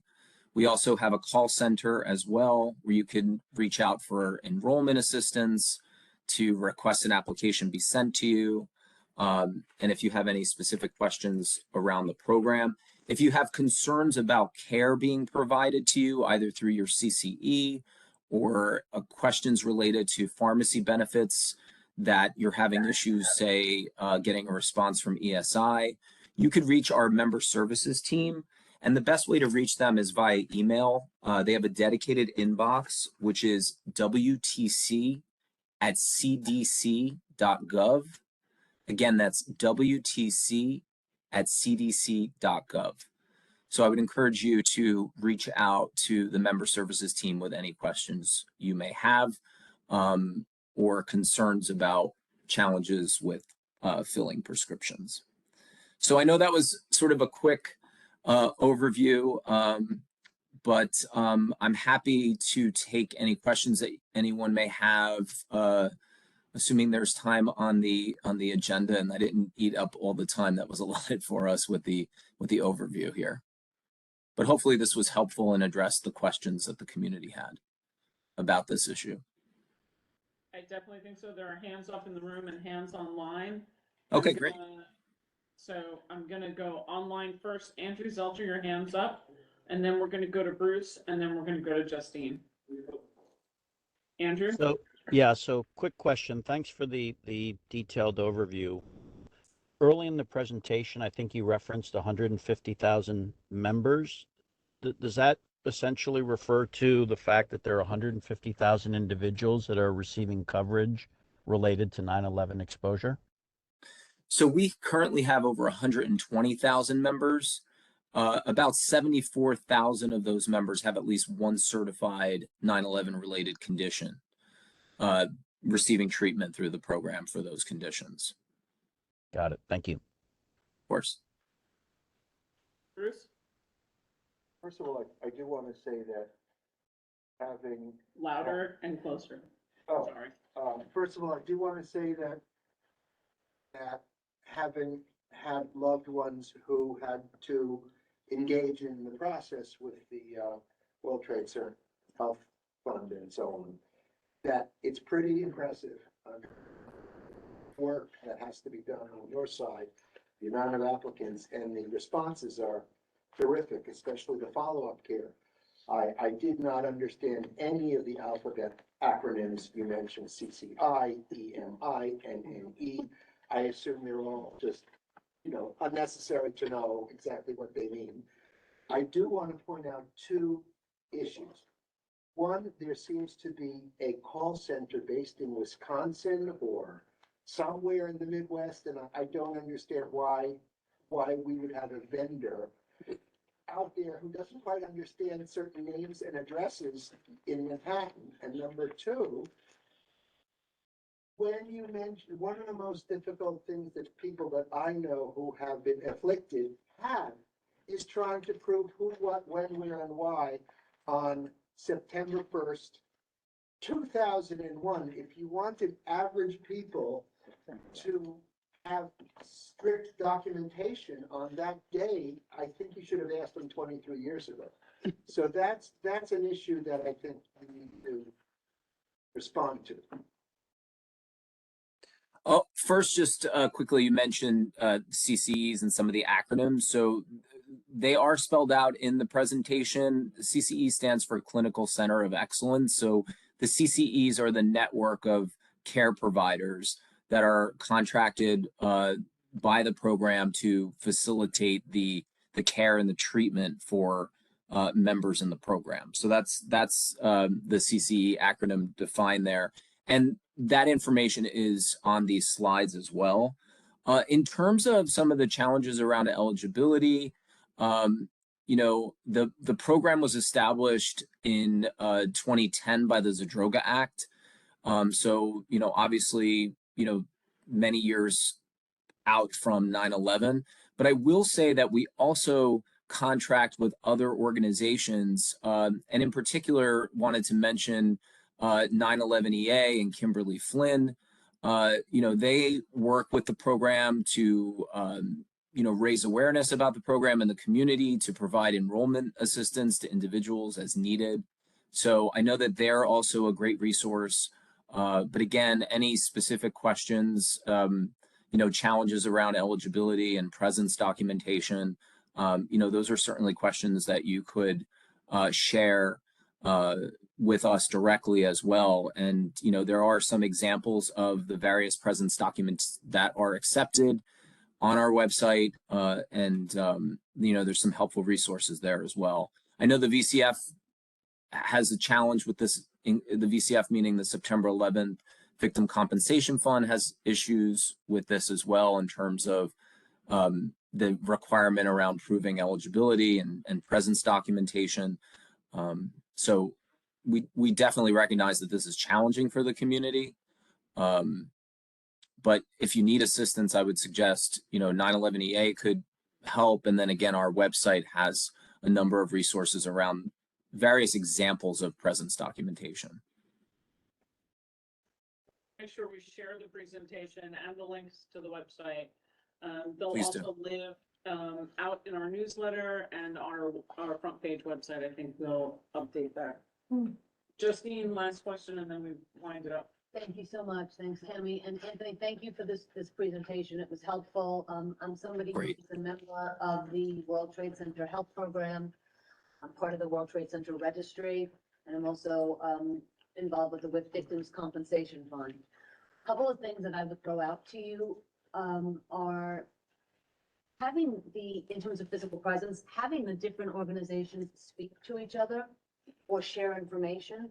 What I noticed is the victims, and I know this because I know it, Victims Compensation Fund has a May 2002 deadline, a cutoff as to eligibility, versus yours I saw was July of 2002, I think. So that's a problem, but those dates are very clear. You have documentation and information taken from people like me who showed up in 2010, who said, oh, I was there, this is my story, you have that down. Every year we came back, we told you the same thing. Why that wasn't shared or can't be shared to the Victims Compensation Fund, I don't understand as further proof. And again, some people didn't do what I did and get involved all along, but that's something. I also would just like to just quickly note with Express Scripts, the change over from Optum Health to Express Scripts was not seamless at all as a person who was receiving it.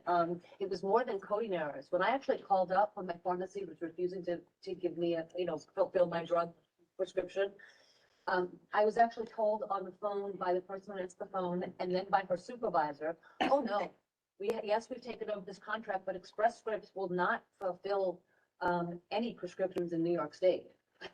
And I was like, what about Washington, DC? No, we won't do it there either. What about Pennsylvania? No, not there either. I'm like, oh, great. So every single, which I thought was ridiculous. I'm laughing as I was talking to her. So I'm saying, you don't know what you're talking about. Let me go up the chain. Finally, I went up the chain and it was changed. But that's because I'm a pain in the neck and I didn't stop.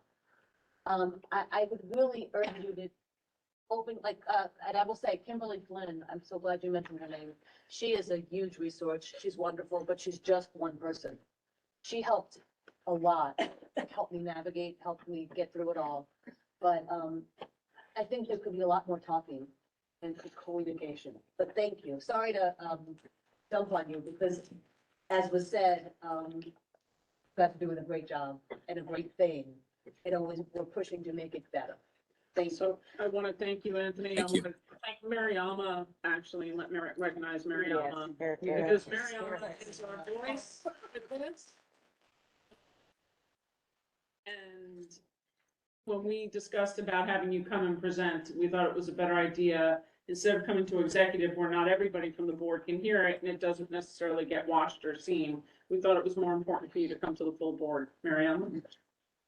Yes, thank you. Everybody knows, most of you I'm sure know that I'm a huge proponent of the program. I suggest that anybody and everybody that was present on 9/11 sign up and get that first examination, at least just for your own, peace of mind, and doing it sooner rather than later while you do have access to some documents. Some other places that you can look for them, that I know I've gotten documents. You can request your report from the IRS, for example, proving that you pay taxes in the area of your residence.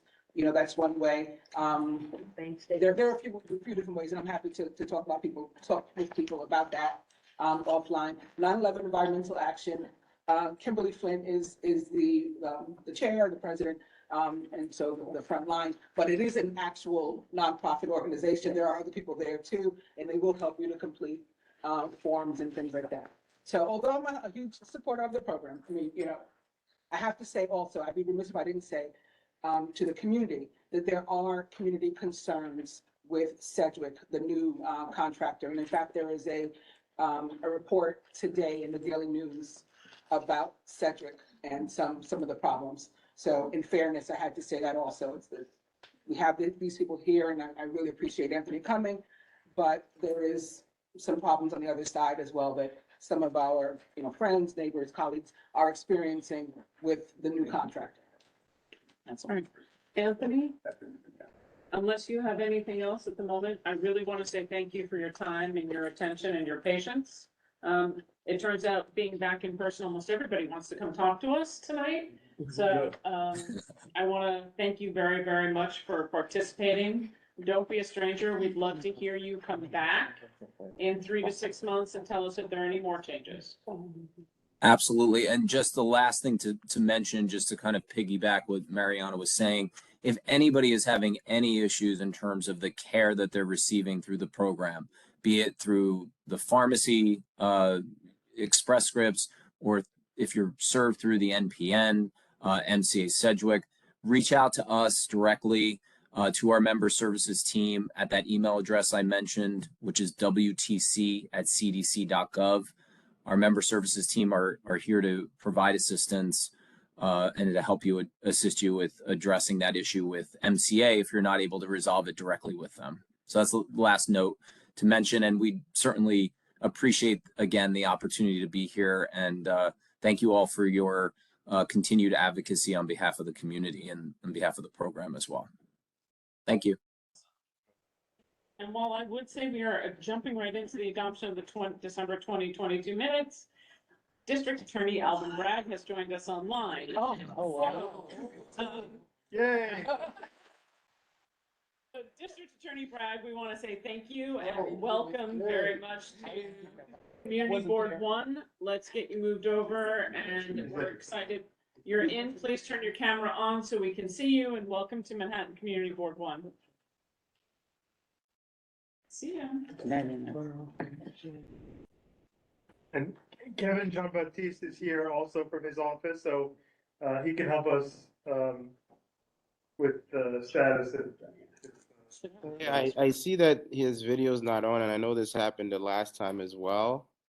I'm just gonna check to see if he has audio. It's allowing me to unmute, but not allowing me to show my video. Can you hear me? Yeah. Sir, we can.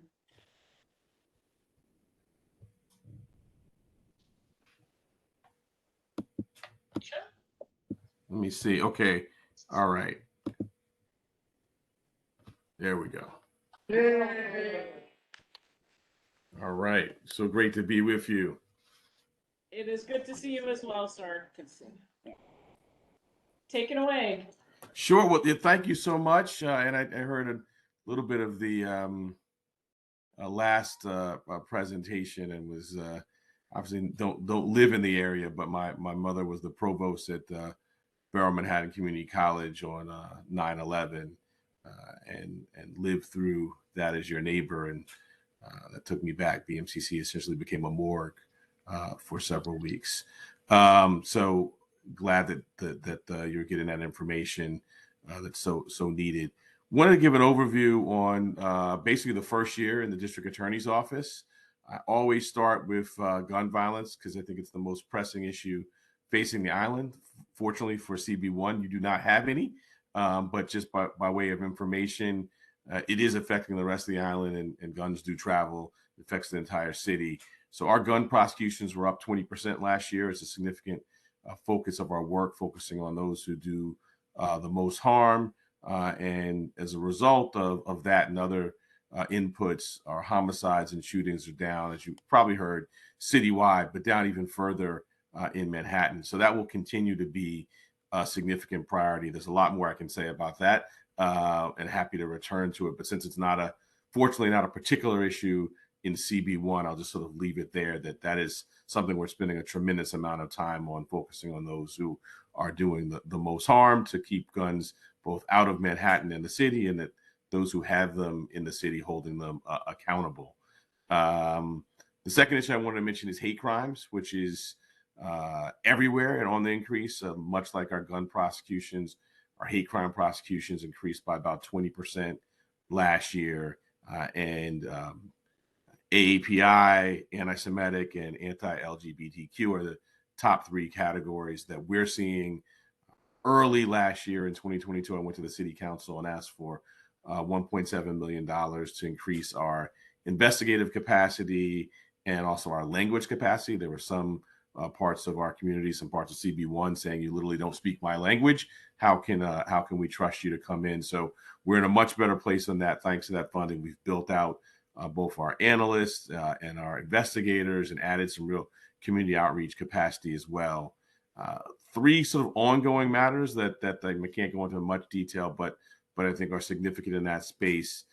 We had, on the very first moments of this year in Times Square on New Year's Eve, a machete attack on officers, which we charged as a terroristic crime, and that prosecution is ongoing. A couple months before that, we had two men, one of whom we alleged tweeted he was going to shoot up a synagogue. That case is ongoing, just to kind of give you a flavor of our docket.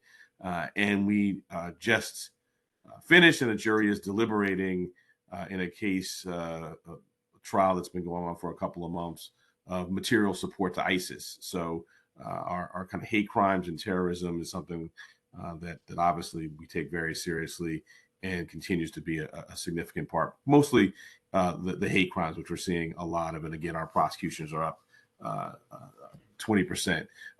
Now to issues that you're facing kind of daily.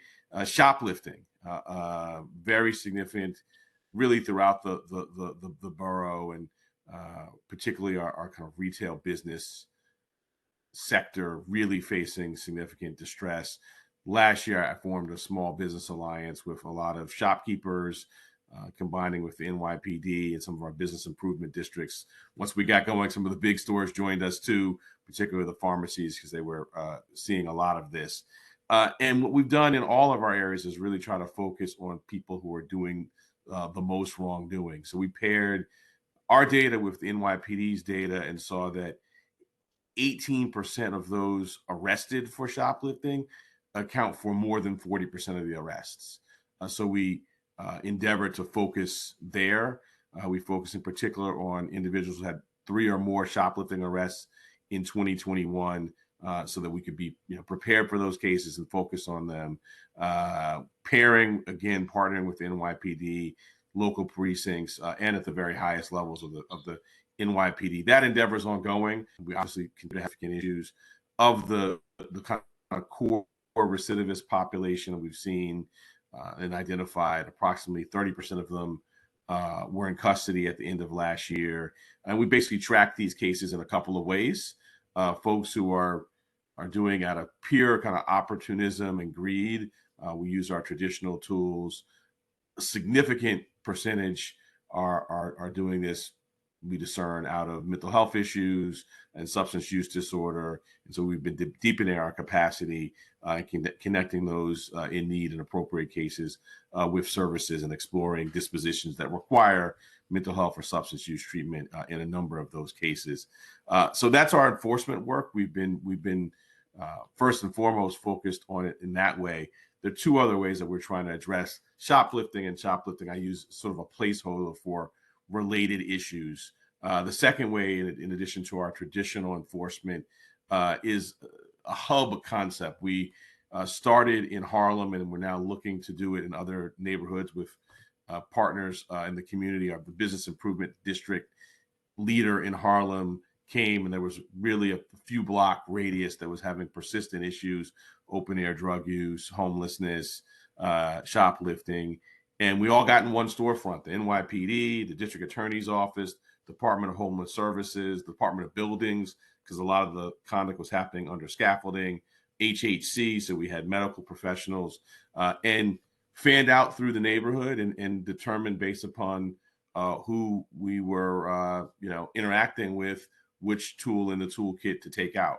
That endeavor has been very successful, really to the eye. You can see it in that 3 to 5 block radius. So we've been talking to mayoral agencies and our other partners about taking that pilot on the road, if you will, and certainly interested in doing that in CB1 if folks are interested in that.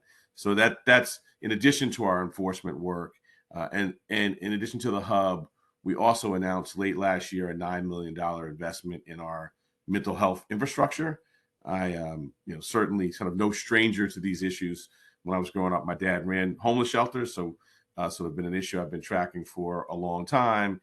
And this last year, if you go into Manhattan Criminal Court any morning, you will see sort of the sort of holes and shortcomings of our social service, in particular our healthcare infrastructure. And so we decided that we needed to invest, and on the front end, so we issued we announced 2 requests for proposal processes. The first is the community navigators, based on the sort of folks you may have seen in Times Square in the red jacket that are under the aegis of the Times Square Alliance. So community navigators, community groups going and connecting with people and services, making linkages and connecting people and getting them out of distress. That's the first part. That's pure prevention, people who may not have ever touched the criminal justice system, and we just want to be a part of hoping that they never do. The second half is, if you've ever been to criminal court, someone may get arraigned at 10 o'clock on a Tuesday, and they're offered some sort of say, hey, you should really follow up with Counselor X on Friday at 9 a.m.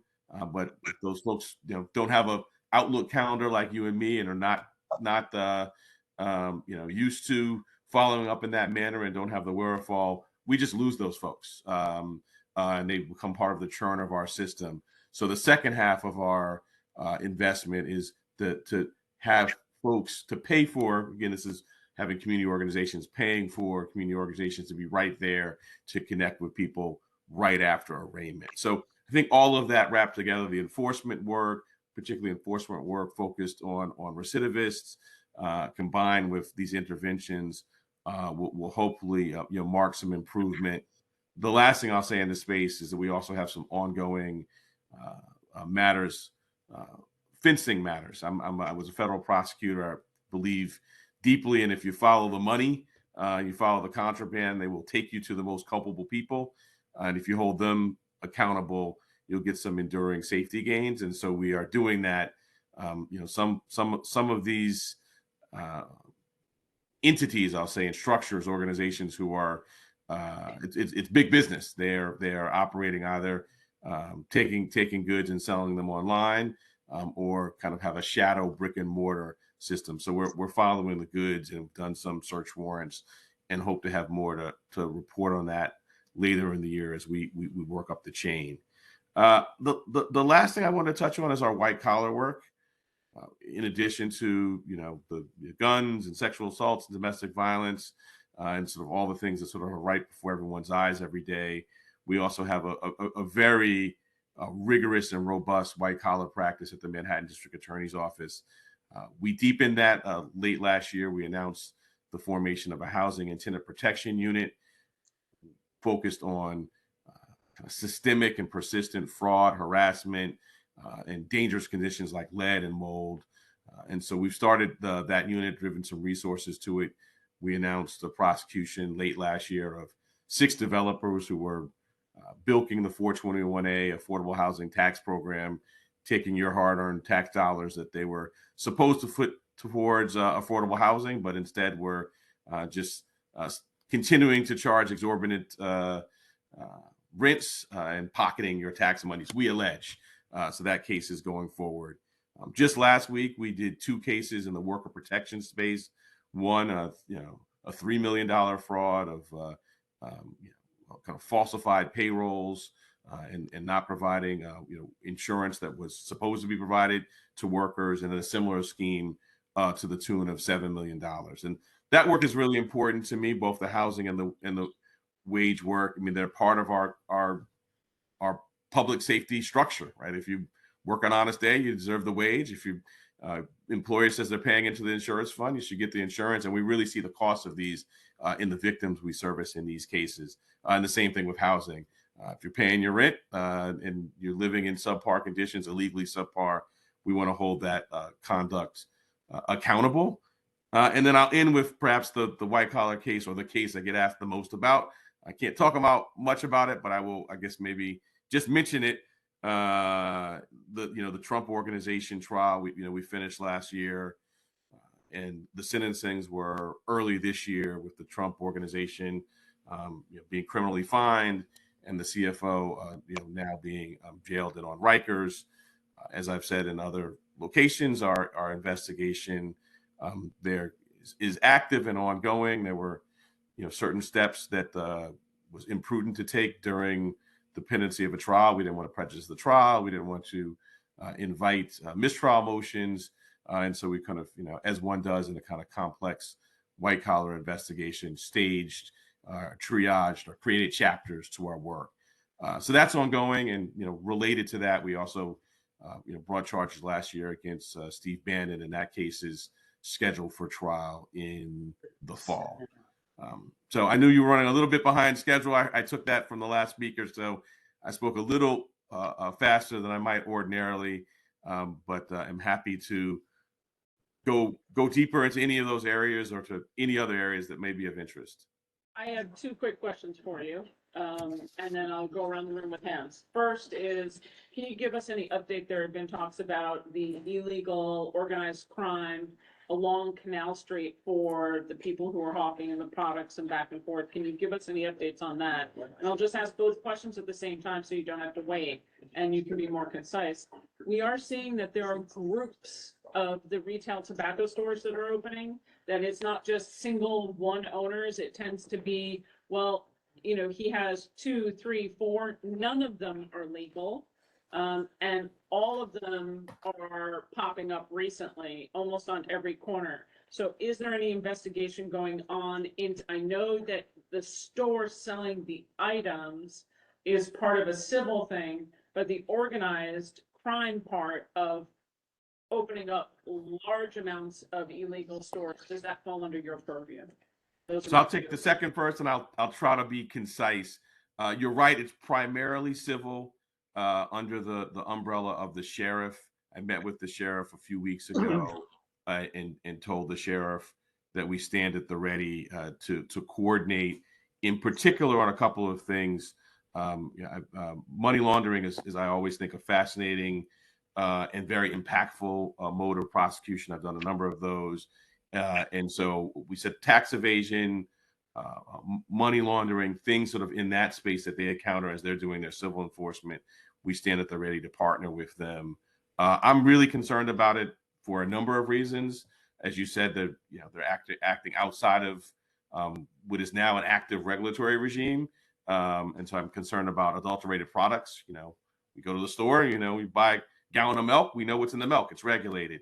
So I'm concerned about that. And I'm in particular also concerned about youth sales. We saw this with tobacco, 30 years ago, Cocoa Puff cigarettes. We're now seeing that. And that, I think, is a matter that can be give rise to criminal enforcement. So we're partnering with the sheriff, and sort of certainly have a look out, and invite you if there are things that you think should be brought to our attention to let us know. On the Canal Corridor and counterfeiting, this is something we spent a fair amount of time with local businesses and with, in particular, some of our federal partners and the NYPD. So it's something we're working on. It is an area of enforcement that is challenging. You can obviously remove the products, but they'll come right back if you don't get the channels. And so we've been talking in particular with a federal agency that is dealing with the genesis of the goods, and I am hopeful that those investigations will bear some fruit. Thank you so much, Bruce. And Rosa, and I think that's it. So Madam Chair, if I overspeak, don't worry, I won't speak again for the rest of the meeting. I told you to do that. The question is, what is your current position on community-based prisons? Jail, specifically Manhattan. The second thing I want to say is a comment, and that is that after you took office, you were immediately under siege because people were shocked that you were neither, your father was neither a Brahmin Secretary of State like Cy Vance, nor you being the scion of 3 generations of incredible wealth like Bob Morgenthau. But you stuck exactly to what you were campaigning to do. You created, an office that's just, and you were criticized for the case that shall be unnamed here, and you wound up grinding slow and fine to a possible conclusion that really is conclusive. So I can't thank you enough for what you're doing. And I also want to say that being on the board for 22 years, I can't remember the last time an actual district attorney, as opposed to a spokesperson, attended our meeting. I appreciate it. And look, I like being out. I will confess, I didn't know part of you would be in person. So next time, hopefully I'll come in person. I learned so much when I talk with the boards, and really in awe of the service and the impact the work you do.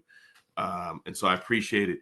I've long said that Rikers is abysmal. I'll just speak very personally. I mean, some of the most challenging parts of this year have been we've had deaths on Rikers of people who were in on Manhattan cases. In a couple of instances, people who were scheduled to get treatment within, or get evaluated for treatment within a few days of their death. So we continue to, try to prioritize violent crime and address it, while at the same time look for alternatives. I don't have a vote in the council. I see there's some discussion going on. Like I said, I'm your neighbor, so like many of you do not want a large building looming over you.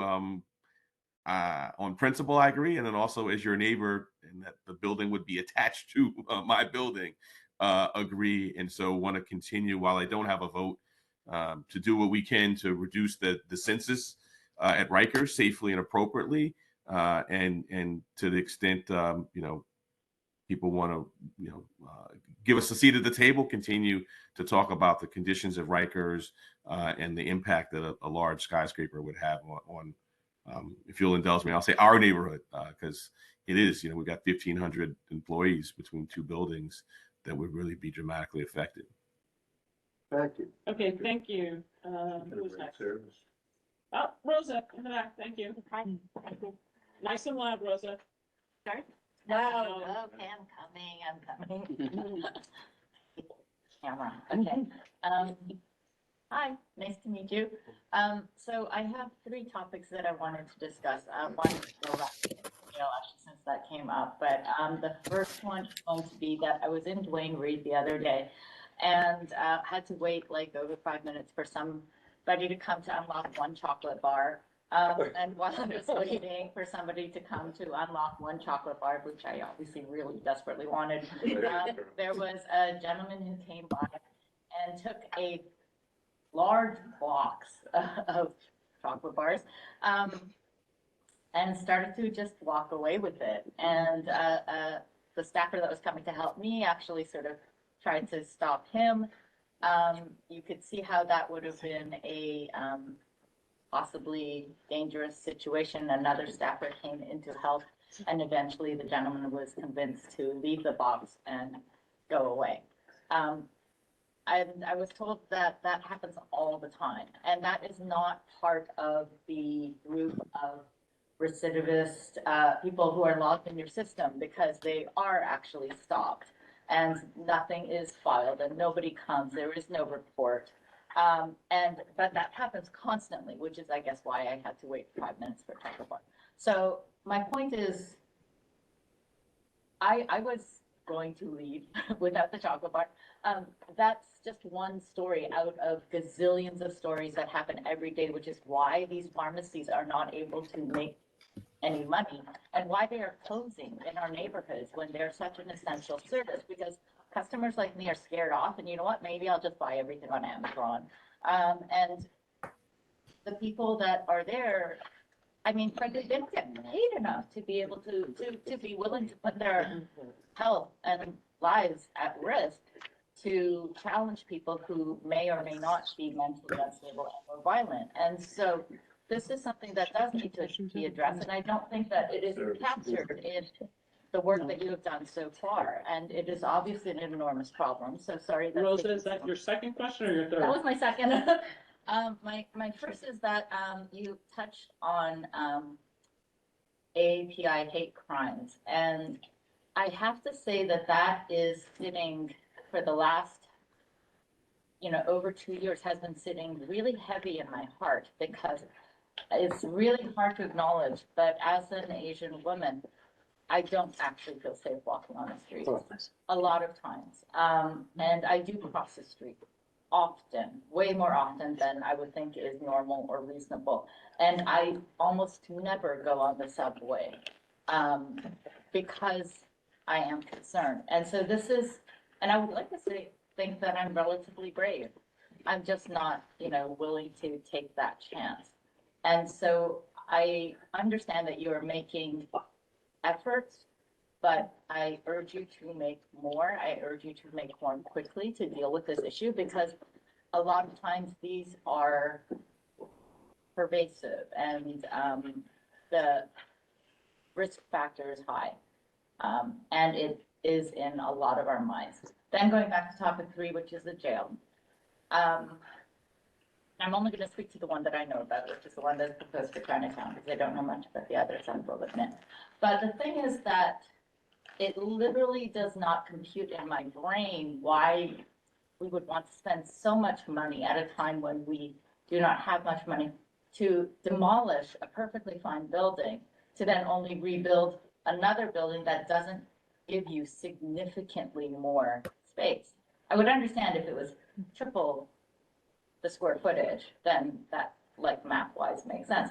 But for the small percentage of square footage that you're gaining to do that kind of trauma into the neighborhood, when a building could be renovated and added to with significantly less trauma to the neighborhood, I don't understand why that isn't being pursued more realistically, more fully, more in depth. So those are my 3 issues. Thank you. And then Alvin, just so you know, there's 2 more hands in the room. So look, I mean, you raised 3 profoundly important points. On the jail, I'm going to continue to participate. I do think there's renewed discussion. I've heard the mayor talking about it. Your council member Chris Marte has been in the lead on this issue from its inception. And so, we'll continue to take part in those conversations. Your Duane Reade chocolate story, I've got the same one with the Rite Aid 3 blocks from me with something else that was locked up and I had to wait 10 minutes. It's terrible. It is something that I think takes a multi-layered approach. I laid out, our plan. I don't suggest that that's a cure-all, but I do think we will see significant improvements. And then, some of this is going to be, this is not purely a prosecution and enforcement. We're not going to prosecute and enforce our way out of what is, a mental health crisis. So that's why I mentioned our investments in the funding and the hub we did in Harlem and trying to port that down. It's a significant issue. I'm glad you mentioned worker safety, because when I talk to the small businesses, they mention that in addition to obviously the financial harm. So we're going to continue to sort of, we've laid out our priorities. We're going to press on those and then continue to be in communication with, others, the police department and City Hall on how to coordinate. And on AAPI hate crime, it has been, a significant priority, getting the $1.7 billion in funding. When I took office, I think we had 3 ADAs who were, trained in hate crimes. We now have 20. They are specially trained. We then also took that training and went and trained with the NYPD.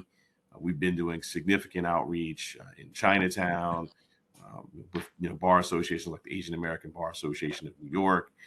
So we're gonna keep at it. I know that we haven't solved any of these issues. I don't say that to suggest that we have, but just to let you know sort of what our efforts are. And I do think we see the activity leading to tangible deliverables. Our hate crime prosecutions up 20%, and really having a cadre of dedicated assistant district attorneys with knowledge in the law. We've tried cases last year, and we're going to continue. Thank you. Joel Capel. Thank you for raising your hand. Yeah, thank you. Welcome, District Attorney Bragg. I've been in New York City. I've been living in New York City for over 42 years and grew up in Brooklyn. Went through the 1980s, where women used to wear fur coats in the 1970s, and people used to follow them, and eventually they tore the fur coats off their back. This city right now has a fear level that it hasn't seen probably in 30 or 40 years. And unfortunately, the buck stops with you. People are afraid to be on the subway platforms. People are now afraid to go out after certain times at night. People are just doing things that they wouldn't ordinarily do and think about in the past. People are second guessing themselves. Is this the right time to leave my house? Is this the right time to get on a train? Is this the right time to do anything? And living in New York City, the greatest city in the world, that's not what we want. I mean, Steve Bannon, Trump, that's great. That's a feather in your cap, but that's macro. We're looking at micro. We're looking on the ground. We want to go to work and be safe. We want to come home and be safe. We want to be able to take our children on the subway and be safe. If you had a good Samaritan, try to stand up for someone with these 3 juveniles that put this guy's hair on fire on the train, and the only thing he did wrong was he interceded, and for that, he got the hell beat out of him. And then what happens is, and I'm not a lawyer, don't pretend to be a lawyer, I don't know how the law works. I know one's 17, one's 15, one might be 13, but they're not even, there's no bail. I guess a letter or a phone call to the parents, come and pick up your kid. I'm not sure if you're going to rearrest these kids at some point. How does a good Samaritan get the shit kicked out of them for trying to help somebody on a train that's 72 years old, that's hair's on fire, and the 3 kids just go? So, I mean, it's not mental health when you're talking about also with the drugstores. If you don't prosecute these guys and you know there's no penalty, they're going to keep doing it. And why wouldn't they do it? It just makes common sense. Yes, some of it's mental health. I get it, but not all of it is. Point made. And that's I take all those points out. You said you've been here 42. I've been here 49. So I was here in the 80s, 90s. Ride the train, go to the drugstores, and see what you're seeing. We are prosecuting those cases, and we're actually also being noisy about it in terms of letting people know that there's accountability. So we did a number of prosecutions involving transit violence. As I mentioned, of our core recidivists, 30% of the shoplifting who are in custody. And so I don't suggest there's not more work to be done, but I think it is helpful that one thing that I would kind of respectfully ask is that to let folks know that the work is being done. There is people who are doing violence. The example you give involving juveniles, is under the umbrella of Corporation Counsel, and I believe there that the officers release them right to their parents. But as a general matter, we are prosecuting that type of violence, holding people accountable, and then talking about it so that the public will know and hopefully feel safer. And equally as important, that people who would think to do such things would know that there are consequences, and indeed, where appropriate, significant consequences. Gerald, you have the last hand up for the night for District Attorney Bragg.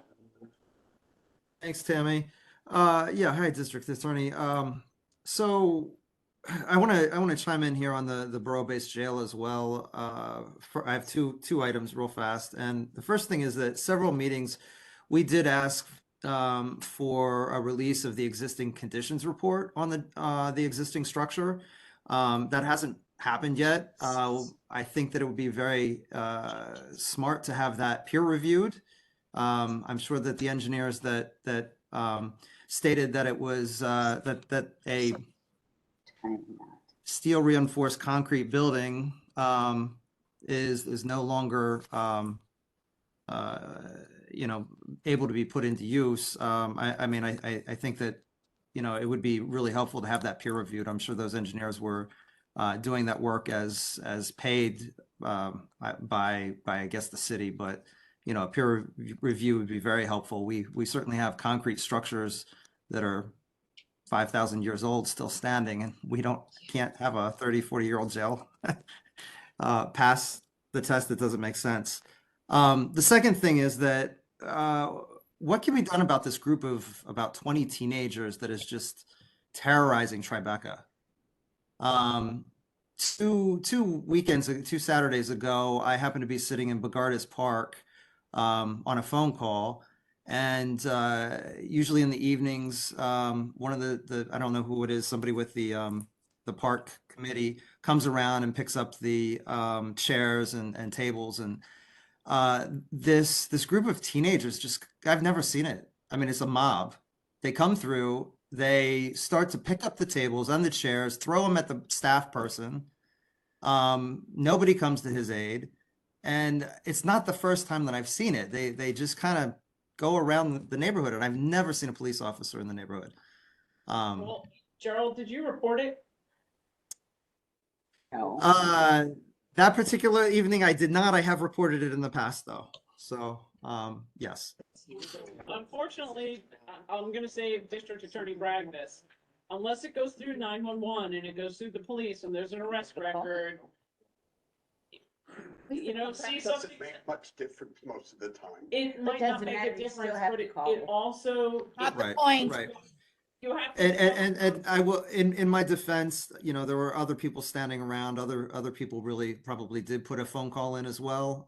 Again, I was in the middle of a phone call, and I excused myself from the situation because it was, frankly, it was a little disconcerting. But I've seen this group around now for several months. It's not the first time, and I have called in the past.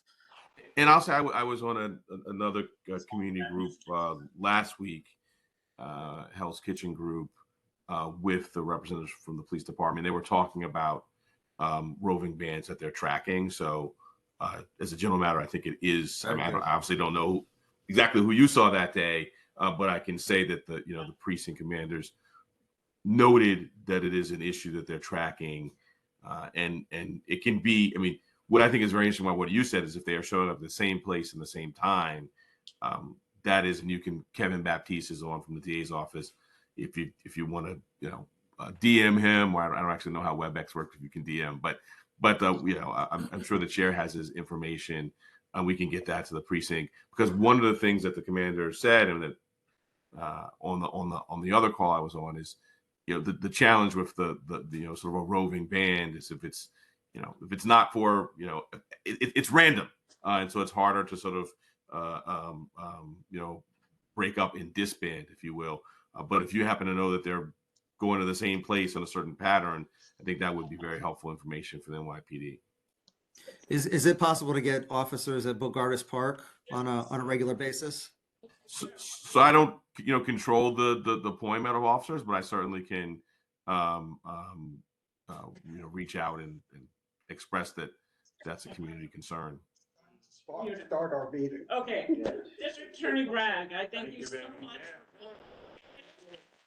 Thank you so much. Look forward to see you in person soon. Thank you. Gerald Forsberg, look at the last slide in my chair report, and that'll tell you exactly where you need to go for reporting this kind of a thing. All right. Well, With now that, President Biden is on the line. He'll be covering. So listen, we're going to start the business session. I'm gonna put in some guide rails because of how late it is. I am so grateful for all of our electeds who came. It was really wonderful to be in person. I don't suspect it'll be like this. We have 7 resolutions and 5 committees with reports. When I tell you that we can do this in an hour and 15 minutes, I'm not joking. That's the goal of it.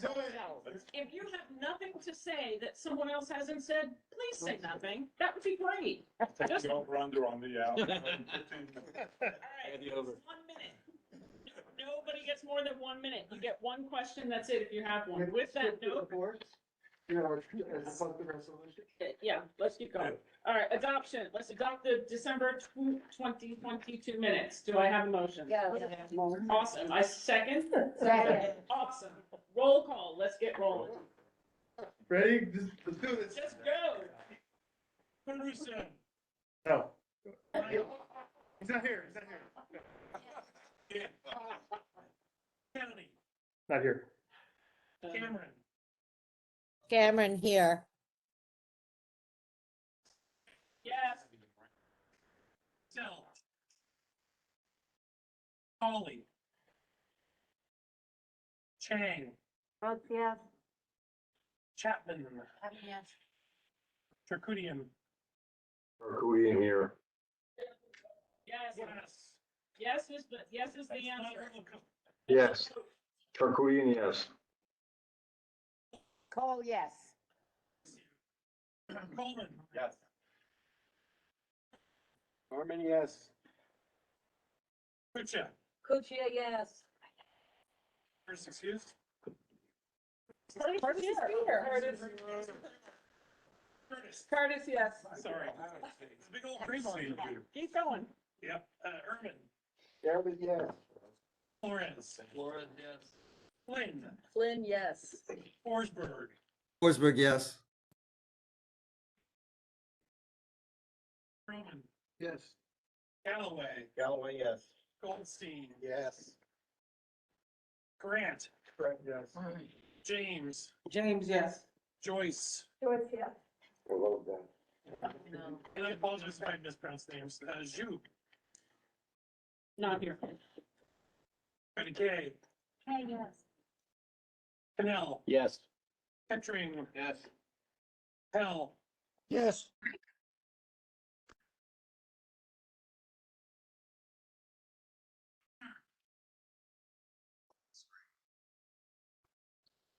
Lewinson,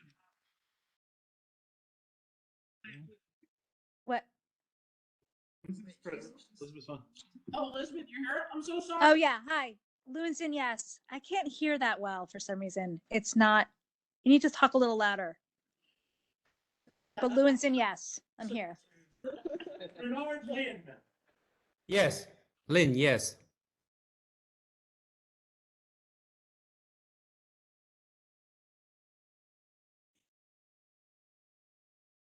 Can't hear you. Yes. Lynn, yes.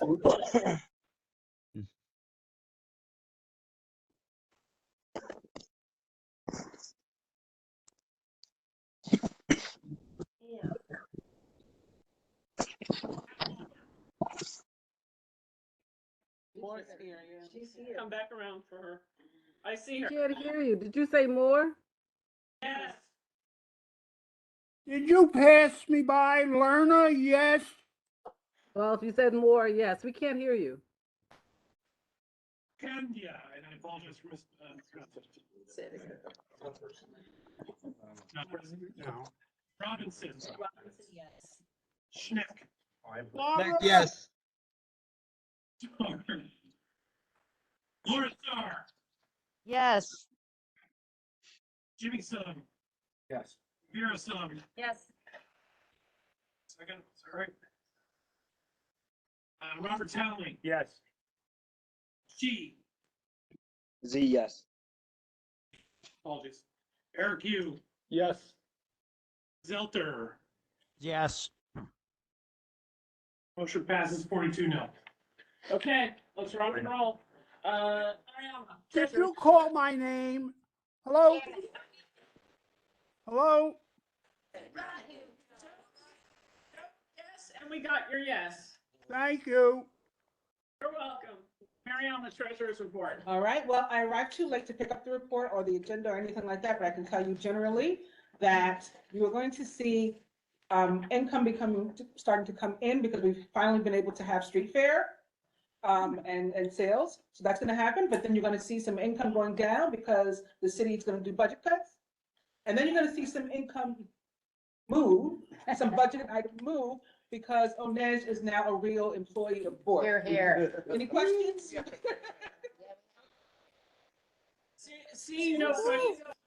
First report will be distributed shortly. District Manager Lucian. Hi, everyone, I have 1 minute, so I'll be brief. This month, I'm reflecting on my best memories of Kathy Gupta. She was so kind and smart, and like everyone else who knew her, I will miss her. I didn't have the gift of knowing her for as long as many of you, but to know her even for a few years was wonderful. Next is Onej and I participated in the CUNY matching fair for potential interns. Our conversations with them were great, and I must say that the kids are all right. Lastly, a big thank you to Lucy Mujica Diaz today for helping me. Together we optimized the space, trying to make it comfortable, distant for all the members. We really want hybrid to work, and so step by step, this process is going to be better. We wish we all could be together all the time in the same room, but we know that the realities of this are really difficult right now. So we're going to do what we can. But thank you all for being so accommodating and working with us as we try to make this better. With that, Tammy. Great, hit my slides. I don't know what happened. Onej, slides. Okay, chair reports. There's where we've been since last month. Happy holidays to all. We have to highlights really include working on CCLM as we go forward. There'll be outreach and things like that. As you heard from the borough president, stuff is happening. Thank you to Justine who worked on the project of updating the retail tobacco store list. We now have a form. I expect every single board member who sees a retail tobacco store, don't tell me, don't email the office. We have a form. No, I We'll have a share it. question.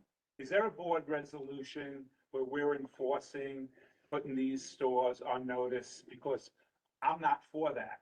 And I don't think the board, and I just want to, I don't want to belabor the issue today. We're going to but talk there is about it not- in quality of I life know and that there's license. not been a board resolution on this.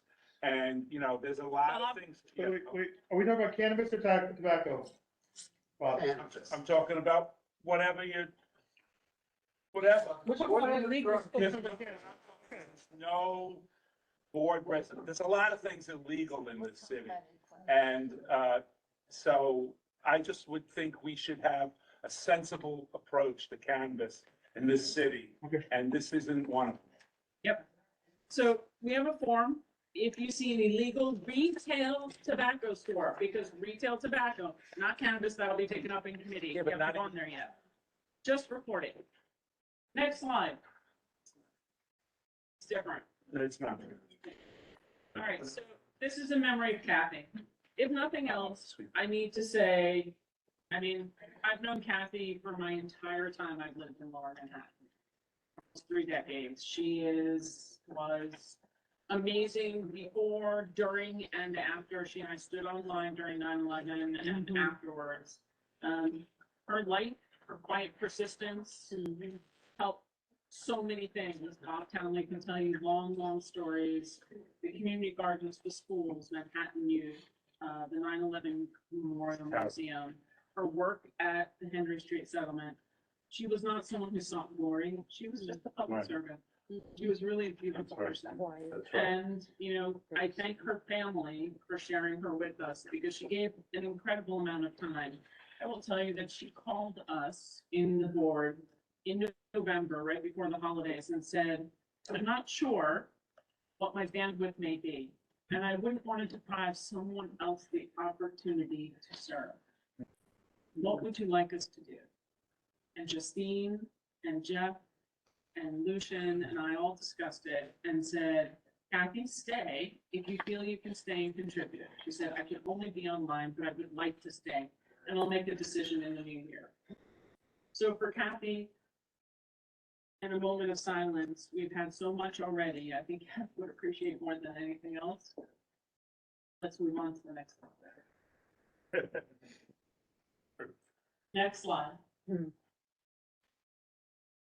Okay, Educational Alliance still does not have a new CEO for Five World Trade. They'll come back and talk about this later. The Environmental Committee is going to be working on the hot study public comment, which is due by March. Again, knowing where the retail tobacco stores are is the start of everything that we do. Tonight is the Hope Count. If you see people in the neighborhood, there is the homeless outreach population estimate going on, teams of volunteers canvassing select areas of the city. You see them, they'll be out till 4 o'clock in the morning. Please, there's nothing unusual. This is part of something that's annually done. And the First Precinct Community Council meeting is held via Zoom. Gerald, I highly suggest you go. That is the right place to speak up. For the month of February, the VPC is going to be scheduling individual reach meetings, which will cover resiliency measures from Tribeca through to South Cove. So stay tuned. All our committee meetings, because we don't have a space really huge, just in case, will be virtual through February. Full board. So, homegrown cannabis regulations. CB9 has done a comment on it and passed their resolutions. They shared them with us. They'll be on the agendas for February. And with that, and with my most profound respect for Kathy and her family for sharing Kathy with us. Thank you. And my chair. A question. I noticed that most of the boards seem to be doing their full board meetings remote still, including in Manhattan and elsewhere. So why are we so insistent on the need to? CB9 just started, I think it's 9, of course. 3, 5, I've checked many of them and they're not doing that. 6. Some of them are doing in person. One is doing in person so far. Very few are doing it in person, but they extended the allowance to meet offline. So why are you so insistent that These board members we've never seen in person. This is an opportunity to have board members meet and speak with each other. This is how we build community. Shy of coming everybody together for a meeting like this, it's very difficult. We have the ability to have a space. We have the cameras, we have the technology. We are the second board this month to do this way. And we will be in this method of what's happening for a very long time. If you heard what the CDC and everyone else said, this will end up being like an annual shot. You will get a flu shot, you'll have to get your COVID shot. We don't have opportunities. We don't want to be in the communities, in the community board office space because it's teeny. But on the other hand, in the warm weather, we can open all the windows and potentially have a committee. But we're not going to try and put people so tight. Quite frankly, masks are required to be in this building, and if anybody is uncomfortable, please put on your mask. Well, it's not a matter of discomfort. Masks are required in the building, so why are most people not wearing masks? I'll put mine on. But why aren't people wearing masks? And it's really not a personal choice. It's a matter of people have loved ones who are compromised and so on. I agree. So at the end of the day, to have a board meeting at least once a year, if not once a quarter, that's in person, is vital to the communication of what we do. I guarantee you the people around this room who volunteered because they want to help improve the community. But the connections you can make across the room from having 5 minutes to talk to Bob Townley from Manhattan Youth, to talk to Susan Cole about something about licensing that you don't understand, is something that we can do to support building community and support around. I've met a lot of people, I've seen a lot of people in person, but it's just me. It's not really about me. It's about every board member and trying to be able to get. How many people know that Michael Kettering works at the Downtown Alliance? Or that he's our parliamentarian? You know what I mean? It's the people, it's the conversations that you have that you get to ask, in a meeting like this. If you can come, do come. If you can't come, don't come.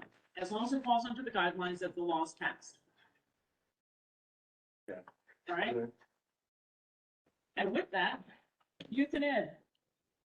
Okay. One resolution. This is a bond from the district.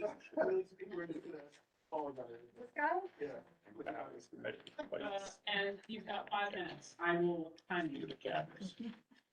I didn't know I was up first. What about yesterday?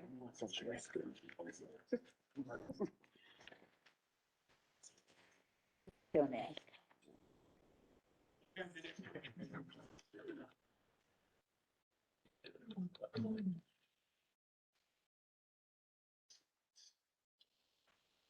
All right, so we just had one item this month, and it was just supporting a resolution that CB6 generated regarding the, putting cameras onto buses, school buses. Because there apparently have been a lot of violations by cars passing buses when they're stopping to drop off kids. Safety issues have, with school and bus drop-offs, have gotten so out of control with the location of a lot of our new schools especially. So this has become even more. So it's very simple and straightforward. We just passed a resolution to support that resolution. That's it. I You got it, baby. Okay, because we are in person, we're gonna go by affirmation. If you are in, just raise your hand. I didn't do that. All right, Yeah. that's a yes. I have no.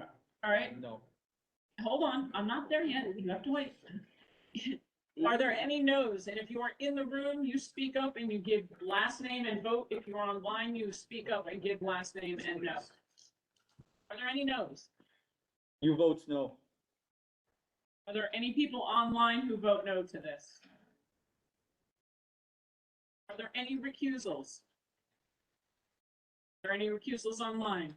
Motion passes. Good job, Tricia.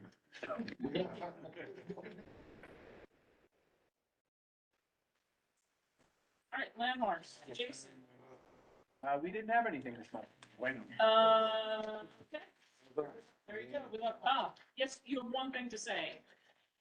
Jason is gathering, seeking designation locations to be designated as Right. landmarks. Yeah, Susan gave me a good one tonight. So if you think of an individual landmark or a group of buildings that's not in the landmark district, like, what do you call that area, Little Syria, or, you know, whatever, Extension of Tribeca Historic District, let us know at the next meeting. It may very well be in March and not February if we don't have a month.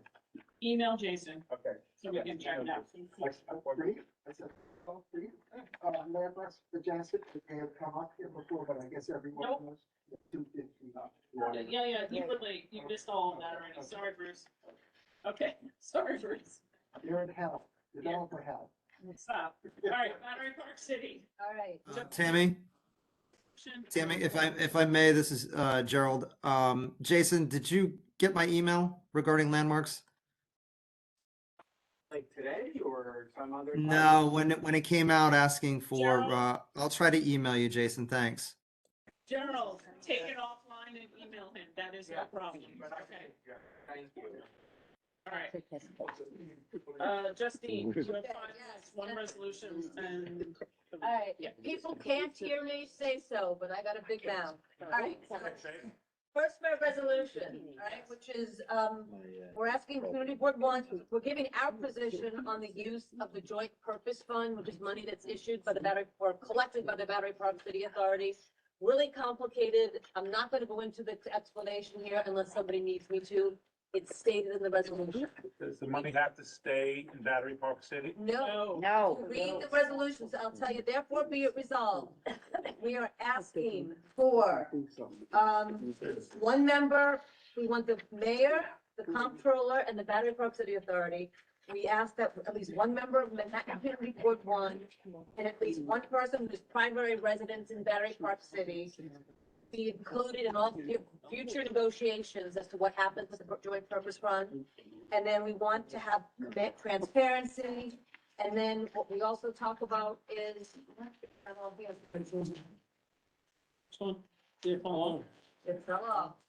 Basically, we asked for something to be going for, a portion of it to be a percentage of it to be going to NYCHA, a percentage of it to be going towards 5 World Trade Center. It's in the whereases. We also had it, therefore we resolved. We also, go ahead, help me, Jeff. Let me just, Yeah. sometimes we speak because we live and breathe this stuff, and it Yeah. may be prearranged to Jim to many of you. The Battery Park City Authority collects a lot of money. It collects pilot, it collects ground rent, it collects civic, whatever fees. Under an agreement with the city of New York, and the state of New York, a certain portion of these funds are designated to fall into something called the Special Purpose Fund and Joint Purpose Fund. And those, the disposition of those funds, which are many millions of dollars, are renegotiated approximately every 10 years. The last time it was negotiated was in 2010. Yeah. And an agreement was reached among the city, the state, The city, the mayor, comptroller, and the BPCA. and the authority, over what that money would be used for, things like affordable housing, X, Y, and Z, and so forth. They've spent all of that money now, that was agreed to in 2010, and so now they're renegotiating going forward for the next 10 years, what this special purpose fund is supposed to be used for. We as a board passed a resolution about a year ago, giving things that we thought it should be used for. What this resolution does is basically incorporates all those things we asked for a year ago in terms of the substance of what it should be used for. And we're adding one more thing, and that is we want a seat at the table in the negotiations where they decide what the money is going to be used for. So technically, all this resolution does is say, as you negotiate amongst yourselves what you want to spend this money for, let CB1 and the residents of Battery Park City have a seat at the table. Now, they probably won't give it to us, but they have solicited our input on what we think as a community that money should be spent for, and the whereas is summarized all of What that. that is. Yeah, you want to know what they are, Bob? Yeah, no, I just want to make a statement. I'm going to recuse myself on this vote because we take care of more people in Battery Park City in the 80/20s than anybody. And every time I've asked the Battery Park City Authority, for just tokens, I've been told that they can't give the money outside of Battery Park City. It must be spent in Battery Park. Well, let me say this, it's the money that they can spend is not this. Well, they They never have told me about operating this money and talk about transparency. But listen, it's there all the Right, thing. I'm- Their operating costs they have to spend in Battery Park City, whatever goes to the city is the city's business. They collect far more than what is needed for Exactly. Battery Park I'd like City. to know about Mainly because they collect pilot, which is effectively property. Okay. property. Bob, let's talk about it offline. I'll explain it to you. 31 seconds left. All right, Okay. please. All right, so I'm looking for hands up. He has one. Go. And Betty. Pilot payments, ground rent, I mean, these are effectively taxes, right? I mean, both, it's all taxes. right, so. No. Pilot is ground rent In lieu of taxes. Yeah, okay. So- Yeah, and if I could answer the question first. No, I no, don't- it's So when most people pay their taxes, it goes to the state general fund, it gets used in various ways. Why should this money be treated differently and have unelected people determining where it goes and going? Okay, so I could answer that question. Just Hold one on. more thing, like, whereas you asked for this, some of this to go to get condos in line with local law 97, that applies to buildings everywhere in this. They're not, their tax dollars earmarked back to their. So part of what is not, what we didn't say yet, and if you're familiar, and again, it's a long conversation and I'm trying to keep to 5 minutes, sorry. But, 5 is up. sorry, to this question, okay? Yeah. So basically, in Battery Park City, we pay real estate taxes, plus we pay a ground rent that's on top of it, okay? So it's about 15 to 20%, each year it changes up. And what we are saying is that we would like to have some of that money come and pay for it. This whole thing is saying we want it to go to affordable housing, whether it's going to be in Battery Park City or helping Battery Park City be affordable or outside of Battery Park City. That's where it's going to be spent. That's what we asked for. The whereas is say it. There's in the therefore be resolved, we did summarize it too, it just got cut off. But To answer your question, why we even say anything and what's the point? The point is that this money is spent and decided upon how it's going to be spent by the governor through the Battery Park City Authority, the controller and the mayor. They've asked us, they've asked us to come forward and say, how do you want it spent? Doesn't mean they're gonna listen to us, but they've asked us to opine on this, just like we do the district statements of needs. Because we are controlled, Battery Park City is controlled by the state and not the city. If you ever notice, Battery Park City never has anything to say about the district statement of needs because it's not, our money doesn't go towards that. We can't ask for it. So this is our district statement of needs. So if we ask for it and we're allowed to ask for it as the community board for the city money, we're doing the same thing. Just saying. That's it. Betty? I want to speak up as a Battery Park City resident, asking people to vote against this resolution, please. We already have methods in place for Battery Park City residents to make their questions known regarding how the joint purpose fund is spent. Battery Park We do City not. Board, we do. The Battery Park City Board has 3 members from CB, from our district. 2 of them are Battery Park City residents. You're saying they don't speak for anybody, but the one person here is going to magically speak for everybody. Makes no sense. Battery Park City Authority Board holds open meetings every month where anybody can get up and speak about whatever they want, including what they'd like for the joint purpose fund. Our elected officials are involved in the process. No. No, they're not. They are not. Involved as much as they can put on. I think they can't put pressure on the elected officials who are involved, then believe me, don't waste your time thinking a resident's gonna sit there and convince them. CB1 has a Battery Park City Committee with meetings where these things have been done with it, what they think it should go for, with the vote, which is not always everybody agrees on. Battery Park City residents are experienced with using neighborhood groups such as the Gateway Neighborhood Association, the Battery Park City Neighborhood Association, and many other groups. All our buildings have various organizations and that thing. It is not an unsophisticated group. They have lobbyists, they use social media, they do lots of influencing on lots of ways. So to have somebody appointed, who knows who they are, that person is, how are they going to be selected? How are they going to be knowledgeable about what every resident wants? How are they going to be accountable to the residents? Why should just one person be able to go up there and say, this is how I think it should be spent? It's my tax money too. Why is my voice diluted? Because one other person is appointed to speak for all of the residents in the city. Betty, I think that's your fair. minute is up. Okay, thank you. You're welcome. 1 minute, Mimi's timing. I don't mean to be rude, but I'm getting cutting people off. Remember, we vote by majority. There doesn't need to be arguments, it's just presentations. Paul Goldstein and then Mariama. No, I'm speaking. Okay, Mariama. I just want clarity. Betty, are you asking us to vote not to opine? Because they're saying that they received a request to opine. So you're asking us for the community board to not have a say? No, Matthew, to not vote for this resolution, which asks that somebody be appointed to speak for all of us Battery Park City residents in the process. But it's in response to them asking for our opinion. So what would? That's a standing issue. Okay. Okay, Miriam, I just wanted to understand. Hold on. Yeah. We're voting on. Yeah. Wendy? I was gonna say, this, are we ready to vote?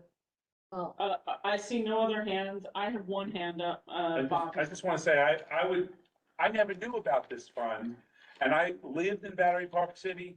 I think you're bringing transparency to it. If it's one person that sits on this committee, or if Jeff wordsmiths it to say we want transparency to the It says community it. board, something, there has to be transparency on this. It says it. Call the question. Second.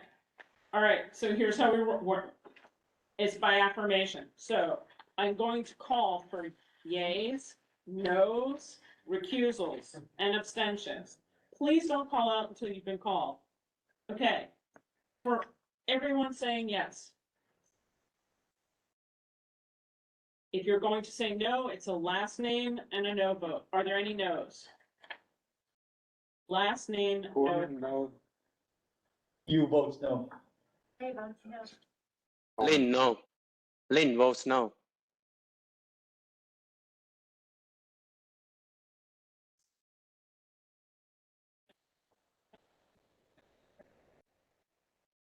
Are there any recusals? Townley recuses. Are there any abstentions? Lerner abstains. Moore abstains. Sorry, who was the last one? Moore abstains, gotcha. I'm abstaining, I don't really fully understand. Okay, last name? Oh, Line abstains. Line abstains, thank you, Sorry. Cody. Chang abstains. Chang abstains.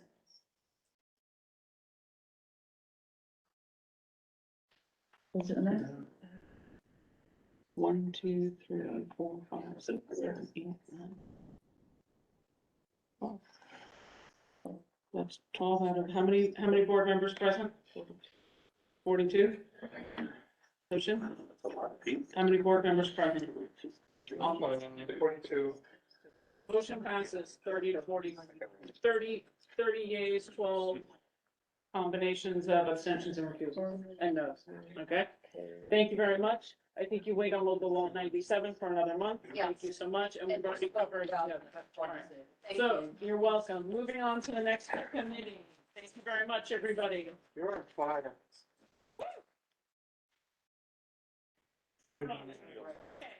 Next is licensing, and Here we go. Francis and Susan, before you take it down the road, please let our lovely secretary and our co-secretary know, are you grouping any of these? No, we're not going, yeah, except one. Yeah. So you have 3 resolutions, which 2 are you grouping? 250 and 385, I'm grouping. Okay. Other than Everyone, please. 250, I'm gonna give Lucy some changes grammatically, that's all. Okay. And the other, 385 is as is. They, are very clear, they're fine. Any Gotcha. questions? If not, somebody call the question. I call the question. Second. All right, so. Do I hear yeses? Okay, this is for. No, on 250 Bessie Street and 385 Greenwich. Yeah. Are there any no's? Hearing no no's, are there any abstentions? Hearing no abstentions, are there any recusals? Motion passes unanimously for those 2 resolutions. I Next. hope you all read 175. We had a lot, 175 Franklin. We had a lot of concern expressed from community residents. And Francis and I are proposing a last whereas. And it says the applicant has assigned and notarized a stipulation sheet. And we would like to add all the changes must be completed prior to opening. This is a very contentious application. The prior tenants and the landlord is a very difficult landlord, and we want to ensure that the residents. That they follow through on. it, 'cause That they came follow up and through. said that they're gonna give us the world, and we wanna make sure that they do. Thank you.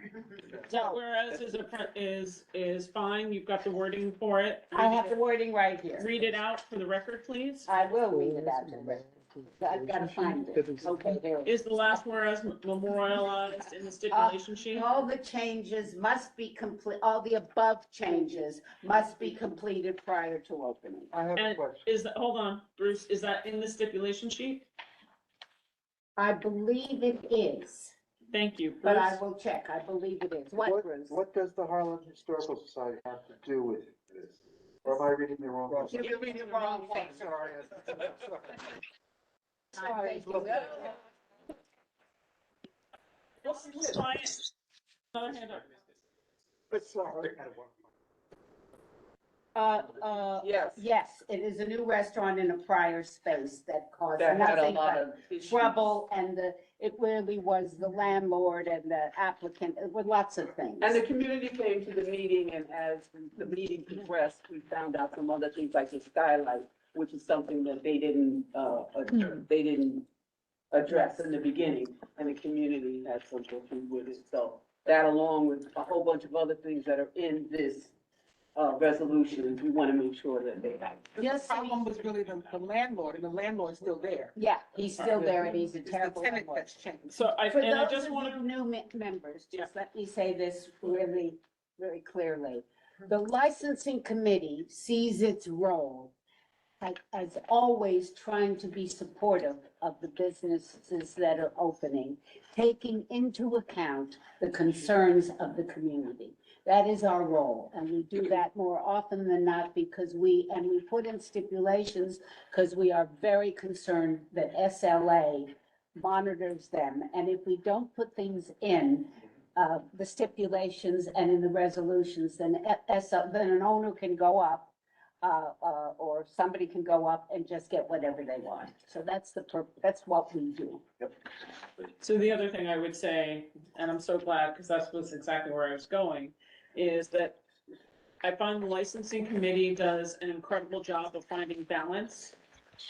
I have rarely, in all the time I've been on the board, seen, I can probably count on two hands, how many outright no's that they've sent. And it was all with huge and verifiable reasons. And the other thing is that, remember, applicants can come back and get more benefits a year later. So if 1 AM isn't working for them and they want to stay till 2, but they didn't get to, they can always come back and ask again. It's not like a shut door and go on. With that notice, let's call the question.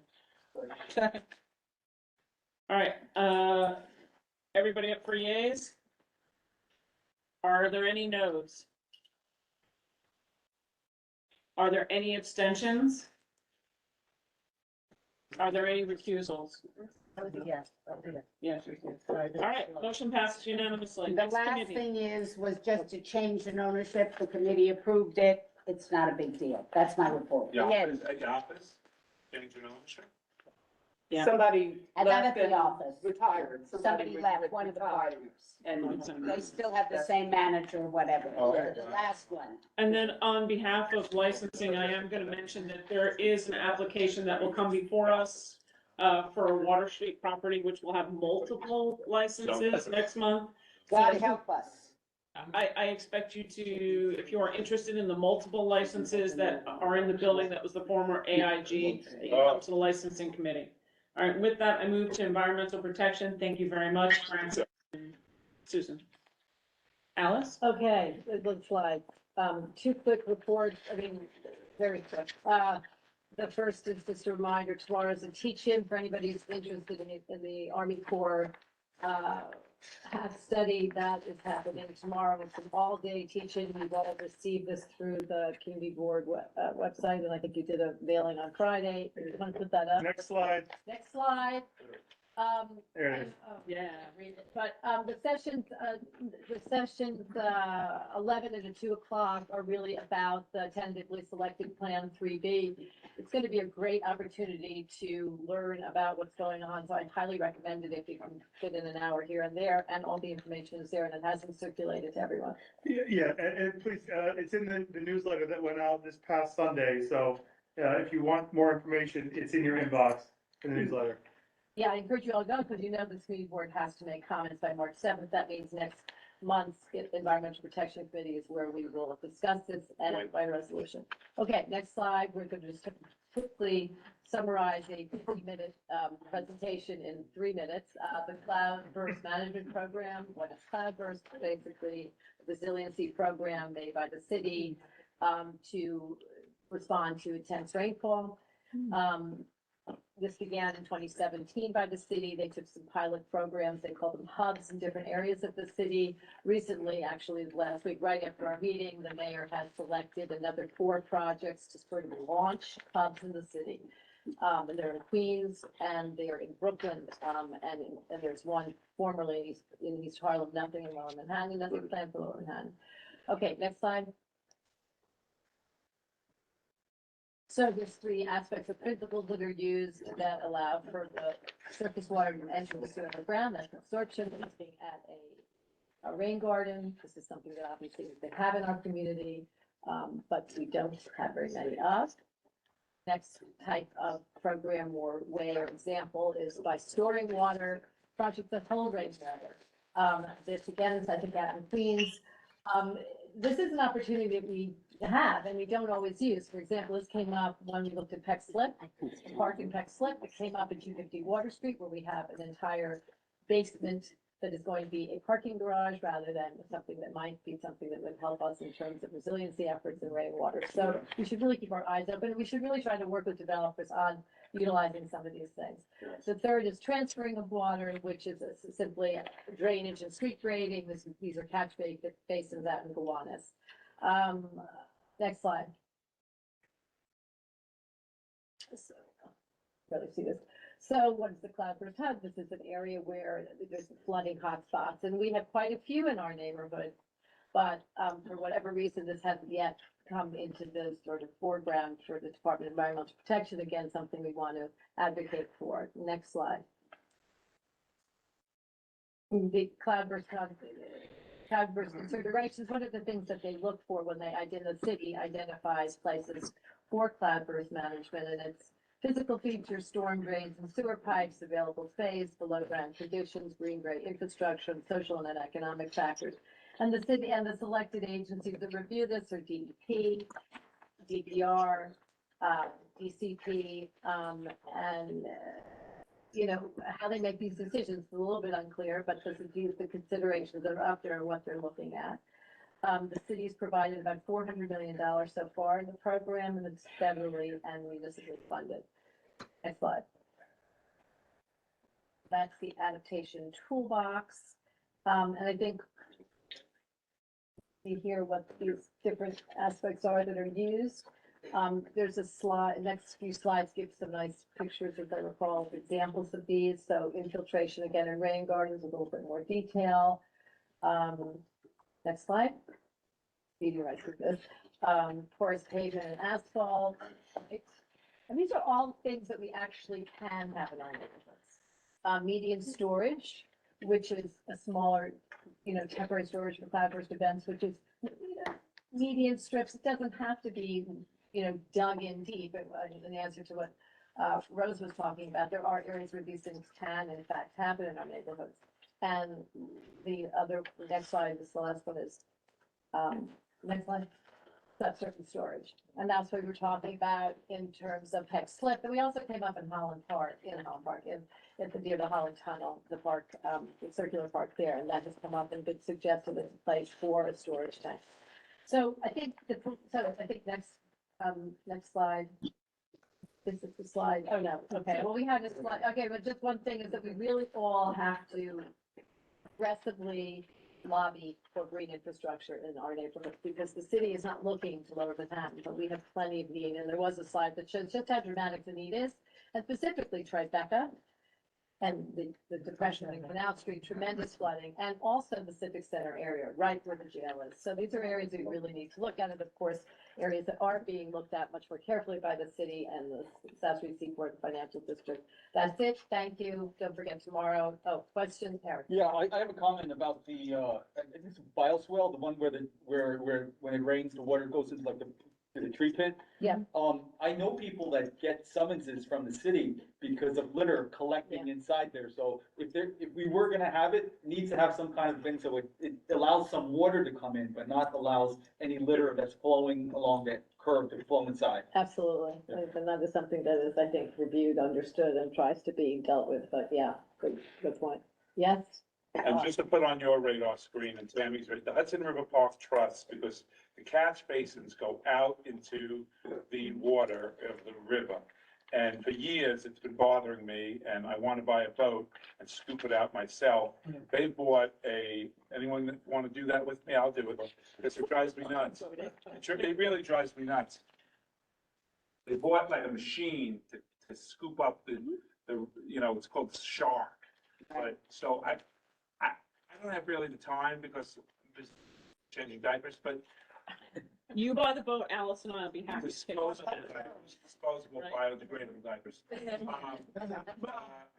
But I'd like to put that on yours and yours radar screen. I'm willing to participate. It's terrible that that so much is in that at 25 and 26. It's just floating there. Yeah. Good Yeah. point. Okay, good, thanks. I will- Yeah, put it on your radar so we can share. Thank you very much. Quality of life, Miss Pat Moore, you have 1, 2, 3, 4 reports. Only three. Number three, the local law we tabled, so it's really only three. So quickly, the major issue was the quality of life around the Holland Tunnel. Their neighbors, 100 people or more, called the Tribeca North Neighborhood Organization, have gotten together, and they have come to us before talking about not only the noise, but the safety issues at the Holland Tunnel with the cars. People get into fights, people ride on the sidewalk, people back up the wrong way on a one-way street. It's dangerous. So not only have they gone to the police council, but they've come to CB1 before to discuss this. We were lucky enough to get Andrew Kanunis from the mayor's office to come. He is going to, first of all, this organization is going to try to get together a packet. I requested they get together a packet, a video of the noise, a video of the cars, a video of cars backing up the wrong way. And Andrew is going to try to get them a meeting with the mayor's office. So hopefully we can do that and get some movement. The police in the past have repositioned a traffic agent, but one agent does not do the job. The other thing that everybody should know is that starting February 5th through 2025, the Holland Tunnel is going to have a shutdown from 11 to 5 a.m. in the outbound tunnels. And so we know that that's also going to cause a lot of issues on Canal Street into the Holland Tunnel. What else do we have? So the street vendor project, we had Matthew Shapiro come from that. We've had complaints from people about the amount of vendors that are at the entrance to on the Manhattan side, that they've made it difficult for people to access and exit the Brooklyn Bridge. We know now that the Brooklyn Bridge is under the control, for lack of a better word, of the 84th precinct in Brooklyn, and they were not able to come to the meeting, but we did have a representative from our first precinct.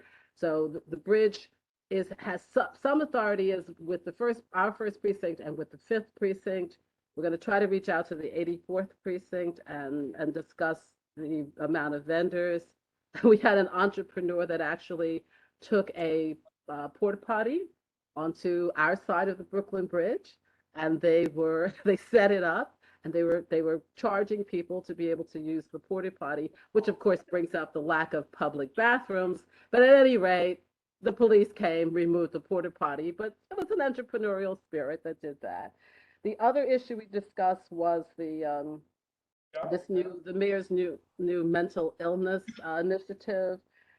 To me, it doesn't sound very different than what has been happening already, but according to Andrew, they're going to train more people. They're going to train more people to go out with the police to try to encourage. It's always has been that if you see someone who's homeless on the street and they appear to be a danger to themselves or to other people, the police can actually take them in and try to, take them to a hospital for a psych evaluation, but they can't hold them indefinitely. So now this new initiative is supposed to train more health professionals to be able to go out and work with police in discussing and talking to and trying to cajole and get people who need help to come in and get some treatment. And that's basically it. If you're really interested in hearing the in-depth discussion, there's always the YouTube video of our meeting. Other than that, any questions? Mariana. What's gonna happen with the people who are not homeless but are mentally ill? Like, where do they get taken? See, this is the same, it sounds the same as it has always before, that they really can't make anyone leave living on the streets. And so it's really just a matter of trying to convince people that they'd be safer going into a shelter than living on the streets. And we all know that that is not necessarily true. We can also send questions, Mariama, directly to Andrew and ask and get follow-up. Yeah. All righty. Thank you very, very much. You're And welcome. we're moving on, Waterfront Parks and Cultural. Paul, you have one resolution and 4 reports. Oh, one quick announcement, everyone. Sorry, Paul. I know that we're asking people to speak up for these microphones, but you'd be surprised at what they can capture. So just be careful if you're whispering to somebody, it might be getting picked up. So it's recorded forever. I would just tell you that it is being recorded. Good. Not might, it is, because I've been hearing it from the diaspora. Okay, Mr. Goldstein. Okay, you want to go in this order? Okay. The first item, Elizabeth Jennings Graham Monument. This is an issue the committee has been talking about, considering for a series of meetings. We've held discussions with the Harlem Historical Society, which is leading the effort to install a monument to recognize Elizabeth Jennings Graham. For those who aren't aware, she was an African-American teacher and civil rights activist who challenged segregation on public transportation for 100 years before Rosa Parks. So in 1854, she won a lawsuit against New York's Third Avenue Railroad Company that ejected her from a streetcar. Because she was African-American. The case led to the eventual desegregation of all New York City transit system by 1865. And this incident took place down here in near Community Board 1. So we have a resolution before you that's strongly supportive of, the committee has long been strongly supportive. So we finally were able to come down to 3 potential sites that the Historical Society put forth that the committee was comfortable with. And we're basically asking city agencies to review these sites and work with the Harlem Historical Society to see if any of them are appropriate. I'll mention that 2 of the sites are in St. Andrews Plaza, which is the Redwood Plaza right behind this building. And one is the so-called Wedding Garden, located in front of the State Supreme Court on Worth and Center Streets. So I know there are a couple of people who had perhaps some amendments they want to make. Okay, so let's go in order with hands. I see no hands online. If that changes, I'll try and keep an eye out. Alice, and then Francis, and then this one I saw one on this side. Okay, Alice and Francis. Yeah, Paul, one amendment, which I had already reviewed with Paul, which was just, I think, an oversight, but in the last whereas, we reviewed 4 sites. So to add 1 site, which was at the corner of Park Row and Pearl on the northeast corner near Chatham Green. And this is the area where money has been given to redo the Park Row area in some ways. So it seemed like a very good site. It's actually the actual original location, I think, of where this accident. Yes, I accept that. So, and Rosa has confirmed that it's the site, so. Thank you. Good, thanks. Okay, fantastic. Next. And mine is the second, whereas I would like to suggest that we put after appropriate city agencies, that the city agencies work with them to secure funding as well. In addition to whatever else they're gonna do, but also work with them to secure funding because it's not mentioned at all. Yes, we did talk about funding, which I don't know that there is any, but it's a good point. They obviously can't do anything without funding. They can also apply for the council member and the borough president grants. Well, the As a agency can help not-for-profit. them do that and They have direct some them to the foundation right funding agency, too. use it, but at least put it in there so they can. Okay. Spoke So- about foundation. With those 2 amendments, I see no other hands up. I'd like to call the question. Second. All right, all in favor? Again, we're gonna call no's, abstentions, and recusals. Say your last name in the vote if it is not a yes. Are there any no's? You votes no. Are there any abstentions? Hearing none, are there any recusals? Motion passes. Thank you very much, Paul. Let's move on to the next committee. I have a few reports. Oh, reports, I'm sorry. So we heard from Jonathan Boulware, who's the CEO and president of the Seaport Museum. And he gave us a report, and I think we have some slides. I don't know if anyone could show them, but bottom line is visitors went up from 21,000 in 21 to 46,000 in 22. They resumed their boat tours for the Wavertree and Ambrose, and as well as public trips aboard Pioneer and W.O. Decker.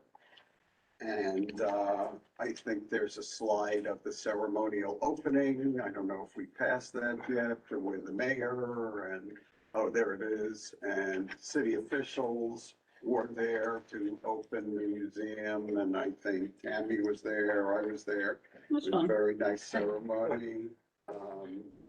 They continue to restore their fleet of ships. You can move on to the next one. So that every vessel is restored or is slated for restoration. Oh, this one is about the educational programs. They said they operate 81 free public programs, especially 14 of them for children.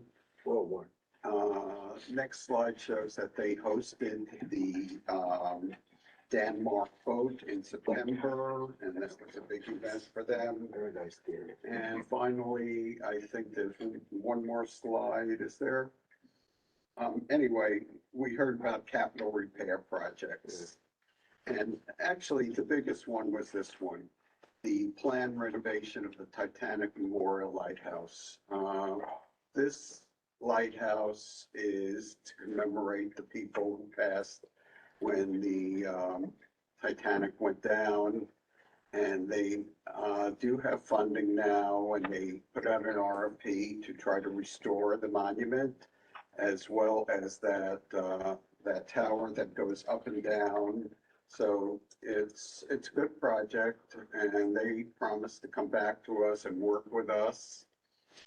And that also ties in just a bit to the next item, which is the Ramapo-Muncie Land Acknowledgement. They are a group of indigenous peoples who are looking for recognition of their contributions to this community and surrounding communities. So I put her, Oleana, in touch with Jonathan Boulware to see if those two can work together to come up with some agreement on how to acknowledge, and they seem to hit it off and are working together. So bottom line is I urge them to continue talking and see where they land and bring it back to the community board for our review. Next item, reimagining Park Row. As was briefly mentioned by Alice, there is a project that received $4 million in state grant to improve the Park Row area, including new lighting, sidewalks, wayfinding signs, murals, and other improvements. This is a pedestrian path that links Chinatown to the Brooklyn Bridge, Seaport, and Fidei. Chinatown was particularly hard hit by COVID, so these improvements will hopefully bring more people into that area and help the shops and restaurants there. And there's also money here for improvements to Kinlow Square and Sarah Roosevelt Park.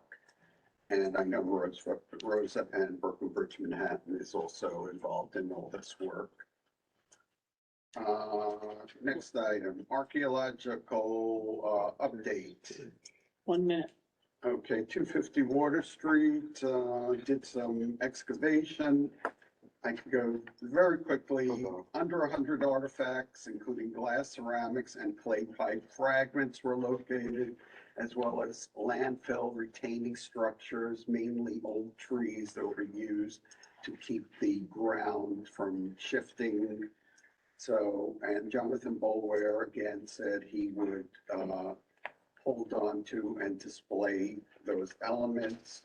And let me just say one minute, on the 250 Water Street. That was a remarkable decision that the judge came down with against all odds, overruling and invalidating a landmarks approval, so that they no longer have that in hand. And the judge really was troubled by, the failure, I'll just quote him, LPC fails to explain why a parking lot that was previously repeatedly found to be part of the historic district would now appropriately be the site of a high-rise tower that would loom over the remainder of the protected neighborhood. He found that LPC ignored its own precedent, considered benefits outside the agency's purview. I should, just one point on that. There was a lot of discussion about how they would build affordable housing and how they would help the museum. The Landmarks Commission is not allowed to consider those type of amenities when they decide on the appropriateness of a structure. So they have violated their own rules by doing that, and that was one of the major reasons he invalidated this. And the last thing that was very troubling was how closely Landmarks worked and orchestrated this entire thing. This is gonna be a topic, it'll be a topic next month in Landmarks, so let. I'm not finished. Give me Let one more Landmarks minute. go. I've sat here for 3 hours. Yep. So this is important to realize that Landmarks orchestrated this hearing, and it was just totally improper, not allowing the public to properly be heard on this topic. Thank you. And so Paul will be helping Jason and Vicky with Michael Kramer and others that they bring in to have a discussion about LPC procedures in Landmarks next month. Thank you. Thank you. LPC should appear. We'll see how that rolls. All right, transportation, Betty has one resolution and one report, and then land use is taking us home with the final resolution. Betty? Do you have any slides? The resolution actually is very straightforward, so I hope you read the document. The resolution clearly says that we're voting that to accept the guidelines as they've been written, and two, to thank Christopher Marte for giving us the year to rewrite them. It's a very straightforward resolution. So that shouldn't be content itself, but they don't have comments about it. I expect the comments to be more about the guidelines. All right, I see no hands online, no hands up. There are 2 hands up in the room. And before I recognize Jeff and then Alice, I want to say thank you to the Transportation Committee. This really was a very long process. There was a lot of arguments back and forth. There wasn't agreement at all points, but it is how we worked as a community board to get to consensus of majority to move forward. Not everybody was happy, but that's a great solution. Everybody gave. Jeff? Let me just preface it by saying I've never been much of a fan of co-naming streets to begin with, but this does look like a departure from our past practices. And I'm just questioning whether it's intentional and the reasoning behind it. And in particular, the requirement that the honoree has to have been dead for at least 20 years. Almost all of the co-namings that I can remember coming before the board were in respect of recent deaths. And so none of those would pass muster. I mean, was that something that was discussed and? Very much so, and that's where the big disagreement was.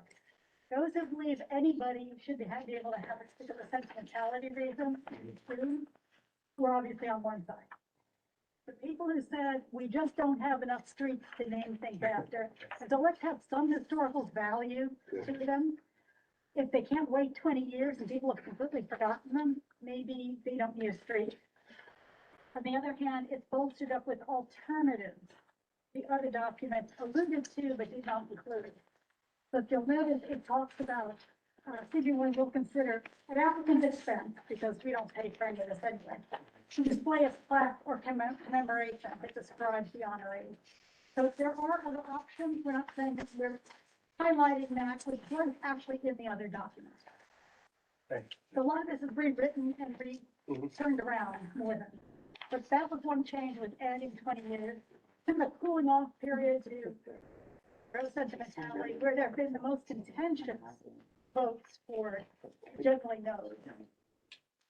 And the other big one was how you look at community support, so someone who could bring that up.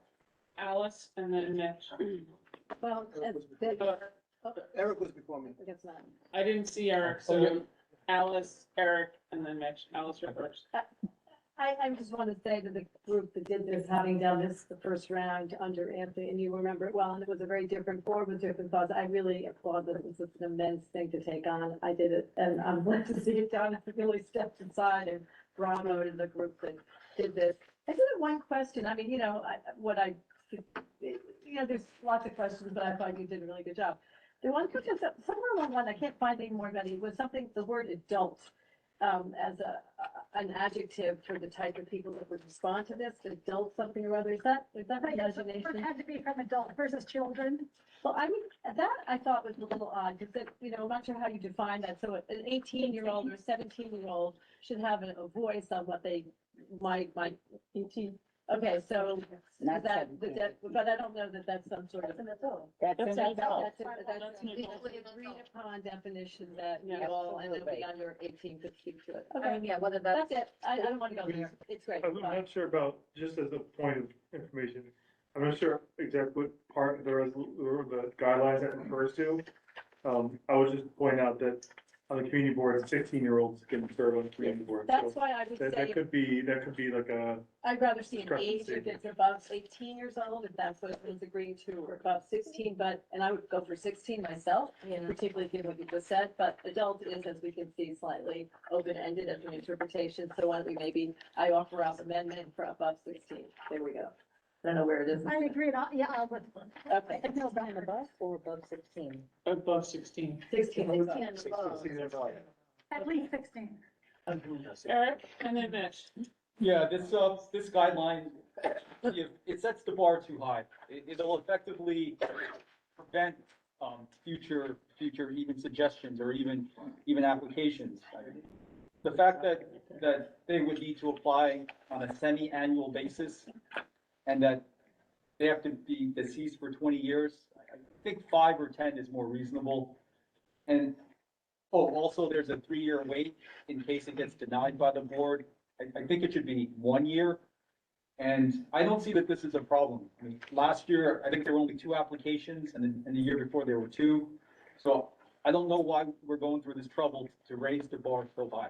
Those things weren't changed. I want to point that out. They remained as they were. They weren't changed. Mitch. No, the semi-annual. It was. That didn't change. It's the way it was. Mitch and then Mariam. then there's Remember, the not everybody has to say yes. You cannot like it. That's your choice. Yeah. Mitch, Mariama, and Justine. And if anybody has said your opinion prior, my hope would be that you say, gee, I agree with X, and leave it at that. While I Mitch? agree with 99% of Betty's resolution, I want to piggyback on something Jeff said and then bring up another point. The reason why the 20 years was the compromise at the meeting was because it was originally presented to us as a 50-year waiting period. Okay? And so, with the, all due respect, with the exception of maybe Mimi and Lucian, there would be nobody alive. And a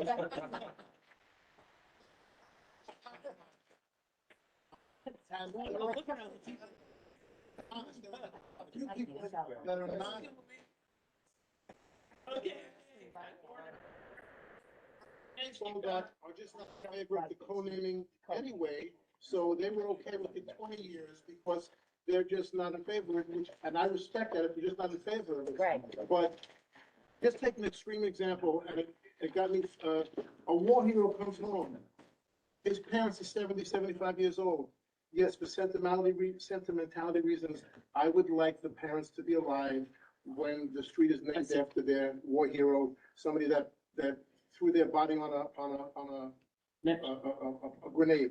1 minute, And then because we the other just had thing I read, security flashback. in the paper a couple of weeks ago, there was a young girl that was killed in a fast food restaurant that she was working up in East Harlem last year, I think 19 years old. And so they just had, because of extreme circumstance, they had a street naming up in East Harlem recently, or a year ago. So I'm not saying it should be a year.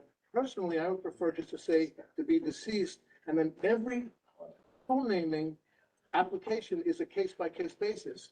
But I use the Hall of Fame reference as a lead, like a 5-year waiting period, something like that. I would definitely think to have some sentimentality in there, that you would want your elderly parents to still be alive. Mitch, Yes, Donna? next. Security has just come by, so when I say that. Gotta go. Well, we gotta get going. We have 2 resolutions, the last one's roll call. You've made your point. Is there Well, can anything we else? See if people think the 20-year thing, so we don't have to go yes or no on the whole resolution? There are 3 other people who had their hands up after you, so people can express, or they can. Because everything else is good on the resolution. Make an amendment to withdraw. Can we amend the 20, could we vote on amending the 20 years? And then everything else is totally agreeable. To what? What? 5. Oh, no. What do you on behalf of the commission? Go ahead and clarify. Yes, sir. We talked about this in committee. There are extreme examples. I just want to point people to there is a category for other. The default is 20 years, but the board candidate at his Okay, discretion. how about, I'll go along with you, then take away the word must, take away the word must in that first sentence. There is an opportunity, Mitch, is what he's saying, for extraordinary opportunities, and the council person can make their own decision I'll above go and along with beyond, that. no matter what we say for extraordinary But circumstances. can we take away the word must then, so that would at least give some. No, that's not. Okay, so here's a question. Mitch, are you trying to make an amendment? Because if so, then I need to take a vote. Or are you okay with what Jess has said? That there is an other and there is an opportunity. Let me hear, can I just hear what a couple of other people? I agree with Mitch, I'm not okay with the way it's written, I'm not okay with the, Okay, so. who's next to speak? Anybody else have their Is hand that up? next? Mariama. So I like the resolution. I have my hand up. Lerner has his hand up. No. Okay, Joe, say. You're after Mariama. Go. Well, I'm just against putting co-names on streets. I like the way it is now. Let's leave it alone. And number 2, Sorry, Mariama. Joe, we're gonna get to you. Joe likes the resolution as it is. No, Okay, no, that's what he exactly. said. Go, Mariama. I agree with Eric on this. I think that anytime that, and Mitch, yeah. Anytime that there are additional barriers or restrictions to anything, the people who are most harmed are gonna be the people who are most marginalized already, so their people, whatever these designees, are never gonna get streets co-named after them, once you add in more and more restrictions, so I agree with you. And again. Okay. Okay. Oh, no, I just want to say, I agree with Mariama. Okay, Let's, stop. Order. If there is a motion on the floor, it has to have a number, because there's a number in the resolution. Then we will have to vote on the motion as to whether or not to change the resolution. Or you don't want to make the motion to change the resolution, if we straw poll it around the room, then you can just vote this up or down as you wish. I make the amendment to 5 years. I second it. Okay, 5 years. vote. If, Yeah. Joe, I apologize. New column. New column, guys, on the minutes. All right, this is a vote for accepting, how many years? 5. 5. Okay, all in favor? Justine? I'll vote for whatever everybody votes.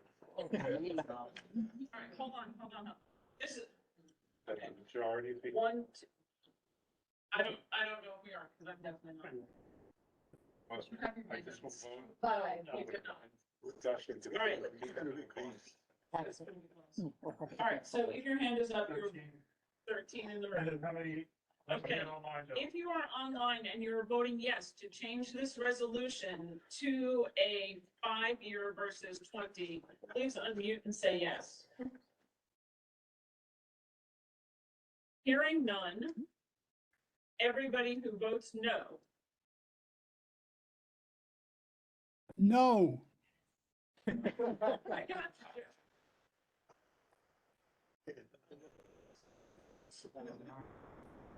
I love you. Twice. I just want 16. Must be online. Okay. Motion. Mitch, thank you very much. Yes. Motion fails. Okay. Okay. Sorry. Question on the resolution, Question. Edit second. Motions, remember people who are online, please have your cameras on. And, this is for the resolution as written. Yays? Hold them up. Keep them up. This is for the resolution as written. 3, 4, 5, 6, 7, 8, 9, 10, 11, 12, 13, 14, 15, 16, 17, 18, 19. Sorry, the 20. Okay. And online? Fine. This is for the resolution as written. We will assume you are. What do we have to do? This is for the resolution as written. Right, for but the meeting. It's how do you either know we're yes- voting yes? I'm about to call that. Wait, Pat. So if you are a yes, you do not need to raise your hand online. What I need to hear is if you are a no. Okay? Joe, what's your question? No, I'm voting no. Like the resolution. Schneck votes no.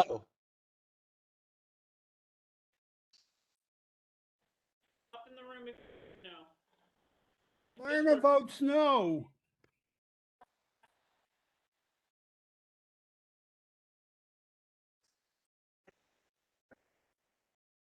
Abstentions.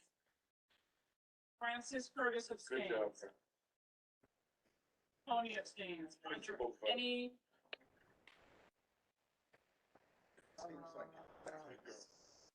Is it too late to change my vote to an? Correct. Too late. It's too late. Too late. All right, and any recusals? All right. All right.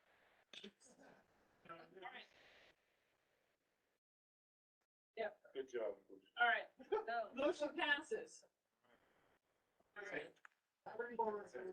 Benny, just gonna say there's an update on the bus stops adjacent to the South Battery Park City Resiliency Project. We'll send them out. Yeah. There you go. All right. Roll call, last vote.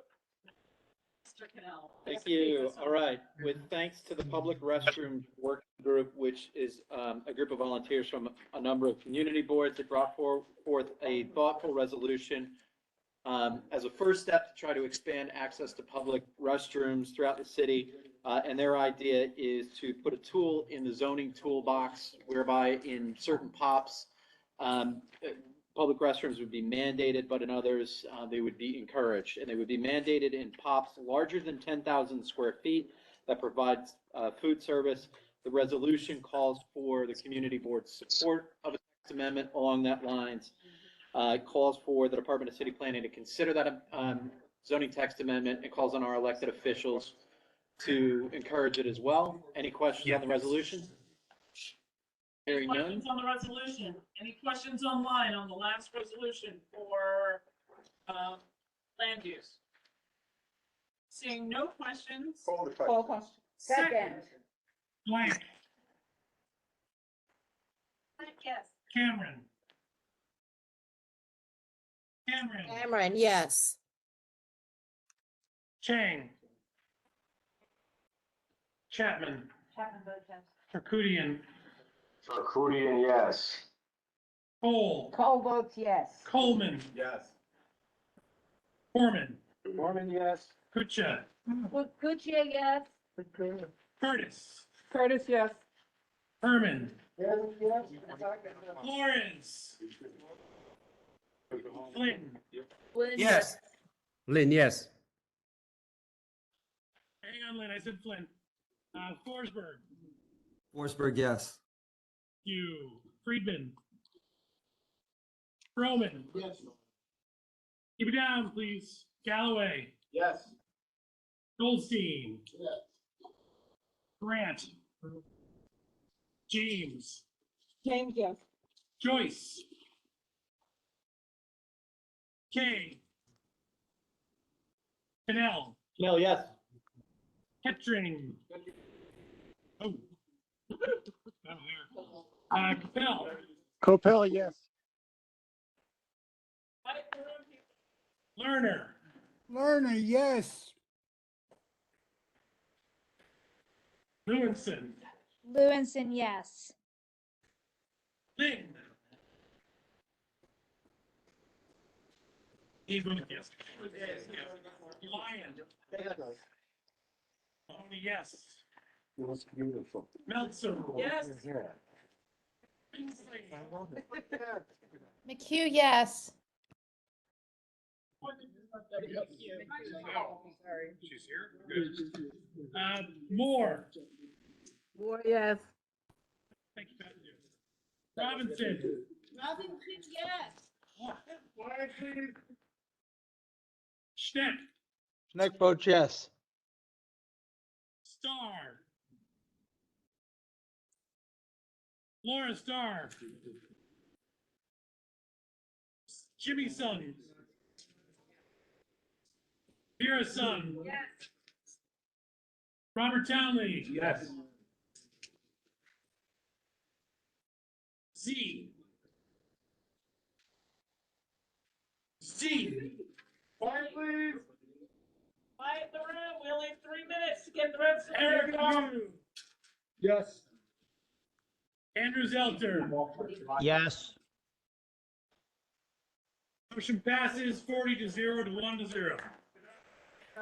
Meeting is adjourned. 9:53 is adjourned. Let's have something on the new business. I would like to propose that the board consider having the New York City Terrorist Department come and make a presentation to us so we know what they do. No, you don't need that under new business, done. Whatever.